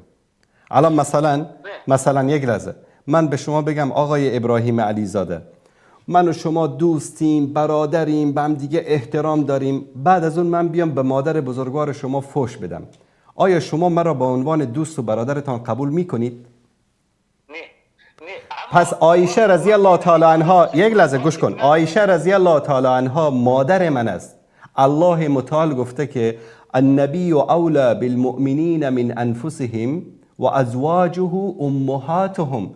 پیامبر از نفس شما برای شما نزدیکتر است و همسران پیامبر مادران شماست. خدا میگه که عایشه مادر من است، بعد محسنی میاد میگه که عایشه کافر است. بعد از اون شما میگید که من هیچی نگم به محسنی. وقتی تو میای بدون ما کتاب از اون نخواندیم، امو چیز نکردیم، تو میای به چند میلیون انسان میای میگین بعد شما امو کتاب امو جایی که آن کتابش دوستان عزیز نشان بدن. این کتاب مشرع بهارالانوار تالیف آیت الله الشیخ محمد آصف محسنی، ما هم چاپ نکردیم، خودشان چاپ کردن. اینم جلد دوم. نکنید دیگه آقای علیزاده، هر مسئله ای که من بیان کردم سند آوردم برای شما، باز از این شاخه به اون شاخه میپرید. محسنی به حضرت ام المؤمنین عایشه صدیقه میگه کافر است. یک باب محسنی به مردم هزاران خیانت کرده، ما مسئله آوردم. حالا محسنی شد خائن. شما پیشتر به من گفتید که چرا بر علیه محسنی گپ زدی، الان محسنی شد خائن. نه ما مسئله آوردم گفتم در تمام شیعه ها منظور میکنیم. ما هر کسی که گوش کن برادر عزیز آقای علیزاده، هر کسی که به صحابه پیامبر توهین بکنه، به امهات مؤمنین توهین بکنه، ما او را دشمن خود میدانیم. خداوند در دنیا و آخرت لعنتش بکنه. امیر نفر مولوی که درباره حکومت ایران گفته بود، آیا حکومت ایران رفت؟ آقای علیزاده امی حکومت ایران رو که گپ نزنید از برای خدا. مگر چشمان شما ندید که در این چند روز بعد از آزادی سوریه در این زندانهای سوریه صدها هزار انسان بیگناه را به چه شکل اینا قتل عام کردن؟ همین حکومت ایران، همین فاطمیون، همین زینبیون، همین سپاه پاسداران. لا حول ولا قوة الا بالله. آقای علیزاده کمتر من دیگه باید به همه چیز شک بکنم دیگه. شما دارید در روز روشن وجود خورشید را انکار میکنید. آقای انصاری من یک خیلی کوتاه با عرض معذرت گفتم در طول 50 سال ما مردم افغانستان که موریم هم هم کسب درآمد میکنیم، هم به زنایش خیانت میکنیم، هم به حریم خصوصی خیانت میکنیم. آیا باز نگاه است اگر مردم ایران از دیگر کشورهای همسایه بیاید در افغانستان در حالت که خود کشور افغانستان زیر تحریم باشد بیاید کسب آقای محترم آقای علیزاده 30,000 هزاره بیچاره را از ایران فریب دادن به سوریه برای جنگ، چرا فرستاد جمهوری اسلامی؟ به زور فرستاد. افغانستان بیکار بود، پیسه گرفت، اول ما باشم ما که بیکار بود، ما این مقصر حکومت افغانستان میشه. تشکر از شما آقای علیزاده، تشکر از شما بسیار زیاد. تشکر از شما. باز بیادبی رو شروع کردید. تشکر آقای علیزاده. وقت زیاد به شما دادیم. تشکر از شما. تشکر از شما. ببین شما رایش بند میشه رای. تشکر از شما. 30,000 هزاره بیچاره رو حکومت ایران فریب داده، فرستاده دستوری به دم توپ داده، بعد از اون مقصر حکومت افغانستان است. الله المستعان. بیننده گرامی سلام علیکم، بفرمایید.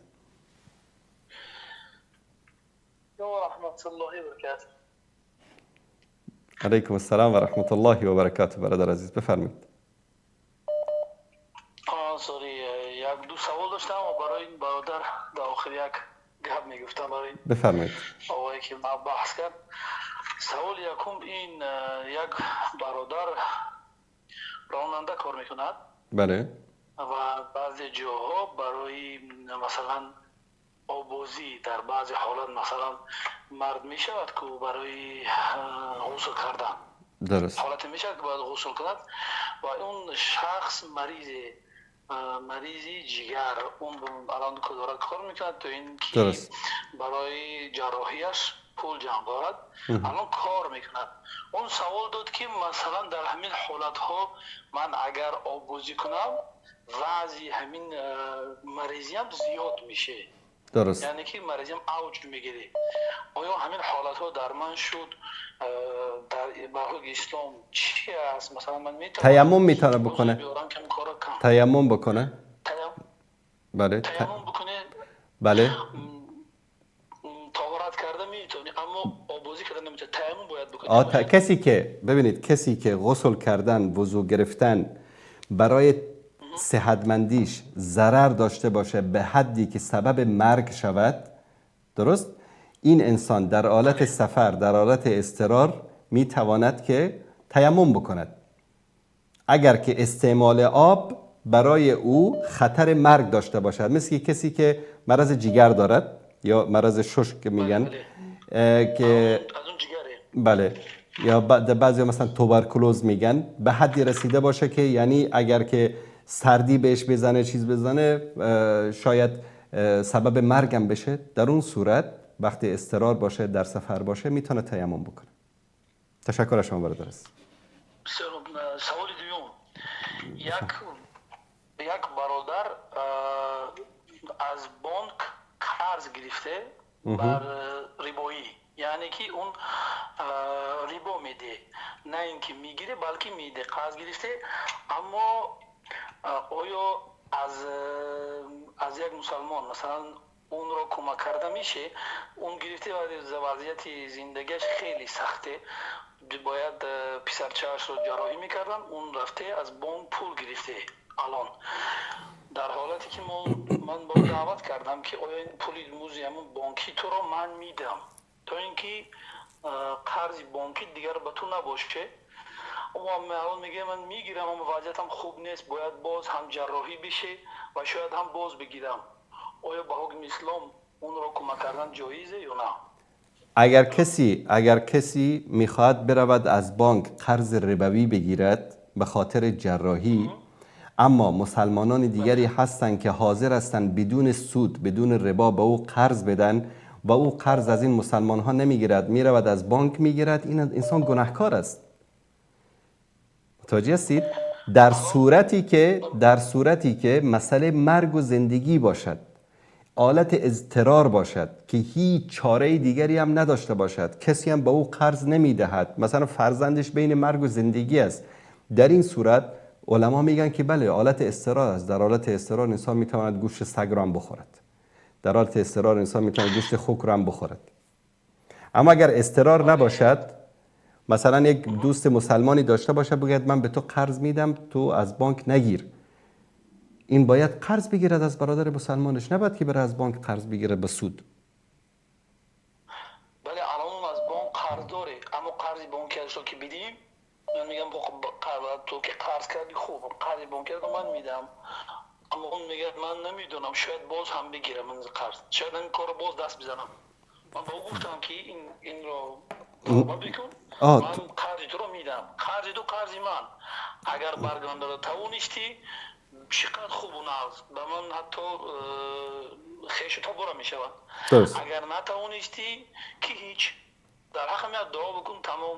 اگر 10 سال هم بود که دست رسید به هم میدی، نرسید که هیچ. درست. اون میگه باز شاید دست بزنم به این زیبایی. نه دیگه این باید توبه بکند، انسان باید توبه بکند، این کارو نکند. به شرط اینکه توبه بکند دیگه این کارو نکند. شما می توانید که قرض بهش بدید تا قرض بانکی خودش رو بدهد و سود ندهد به بانک و این تعهد رو از پیشش بگیرید. باید این تعهد رو باید بده. اگر نده، اگر من این کارو نمیتوانم. مثلا بگذار بیست ریبوی پول رو بده من در دیگر چیزم. نه در این صورت نباید.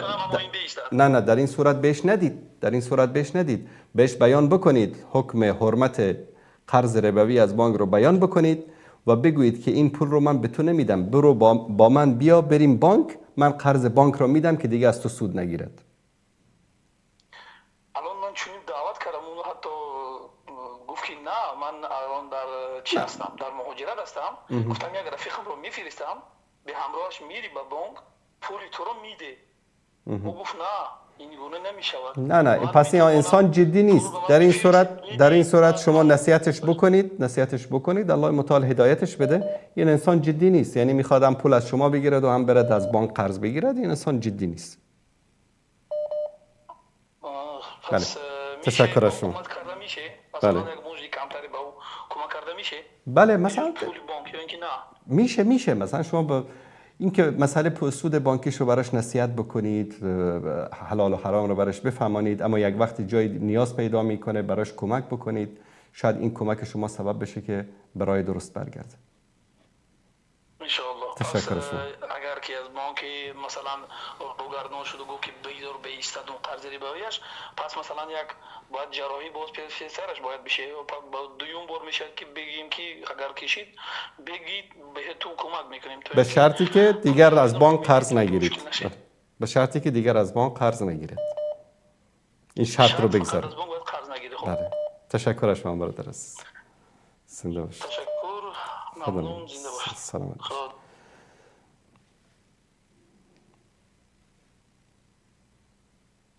بله سلام علیکم، بفرمایید. سلام علیکم جناب استاد. علیکم السلام و رحمت الله، بفرمایید. استاد عزیز، امید که خوب و صحتمند باشیم. میخواستم سوال در مورد مذاهب داشتم از شما. استاد عزیز، به کسی که مثلا قول صحیح‌تر در حدیث ثابت شده، او هنوزم به امام متکیه، یعنی میگه قول امام از قول از حدیث میگه قوی‌تر، یعنی حدیث قبول نداره. او آدم حکم چیه استاد محترم؟ کسی که حدیث صحیح پیامبر صلی الله علیه و آله و سلم رو رد بکنه و برای او فامانده شود که این حدیث است، حدیث صحیح است، فرموده پیامبر است، بگه نه من حرف فلان و علان را قبول میکنم، این انسان از دایره اسلام خارج میشه برادر عزیز. این عمل یک عمل کفری است. به ادامه از این مثلا حدیث صحیح از داخل کتاب امام بخاری برای روایت میکنه، برای آدم میگه که یا میگه حدیث منسوخ شده یا میگه در صورتی که تعویل بکنه بنابر روایت‌های تاریخی که هست یا بنابر روایت‌های فقهی که هست، در این صورت نه. اما کلا انکار بکنه حدیث را انسان کافر میشه. یک حدیث صحیح پیامبر را انکار کردن معادل با انکار یک آیه از قرآن است. تشکر جناب استاد، خیلی زنده باشید. تشکر از شما. سلام باشید. دوستی در کامنت ها نوشتن که چیز است، در مورد آیه رضای کبیر توضیح میدی چرا در قرآن بوده و الان نیست؟ در قرآن آیه رضای کبیر نبوده. در قرآن آیه تعداد رضاعات بوده که منسوخ شده از 10 رضاعه به 5 رضاعه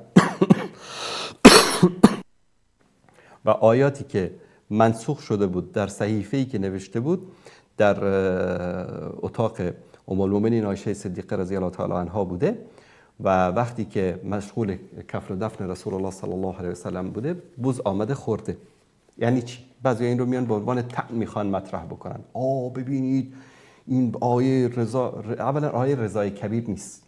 این یک مغلطه ای است که بعضیا که نمیفهمند بیان میکنن مسئله رضای کبیر مسئله جداست، این آیه رضاعات جداست که در قرآن بوده.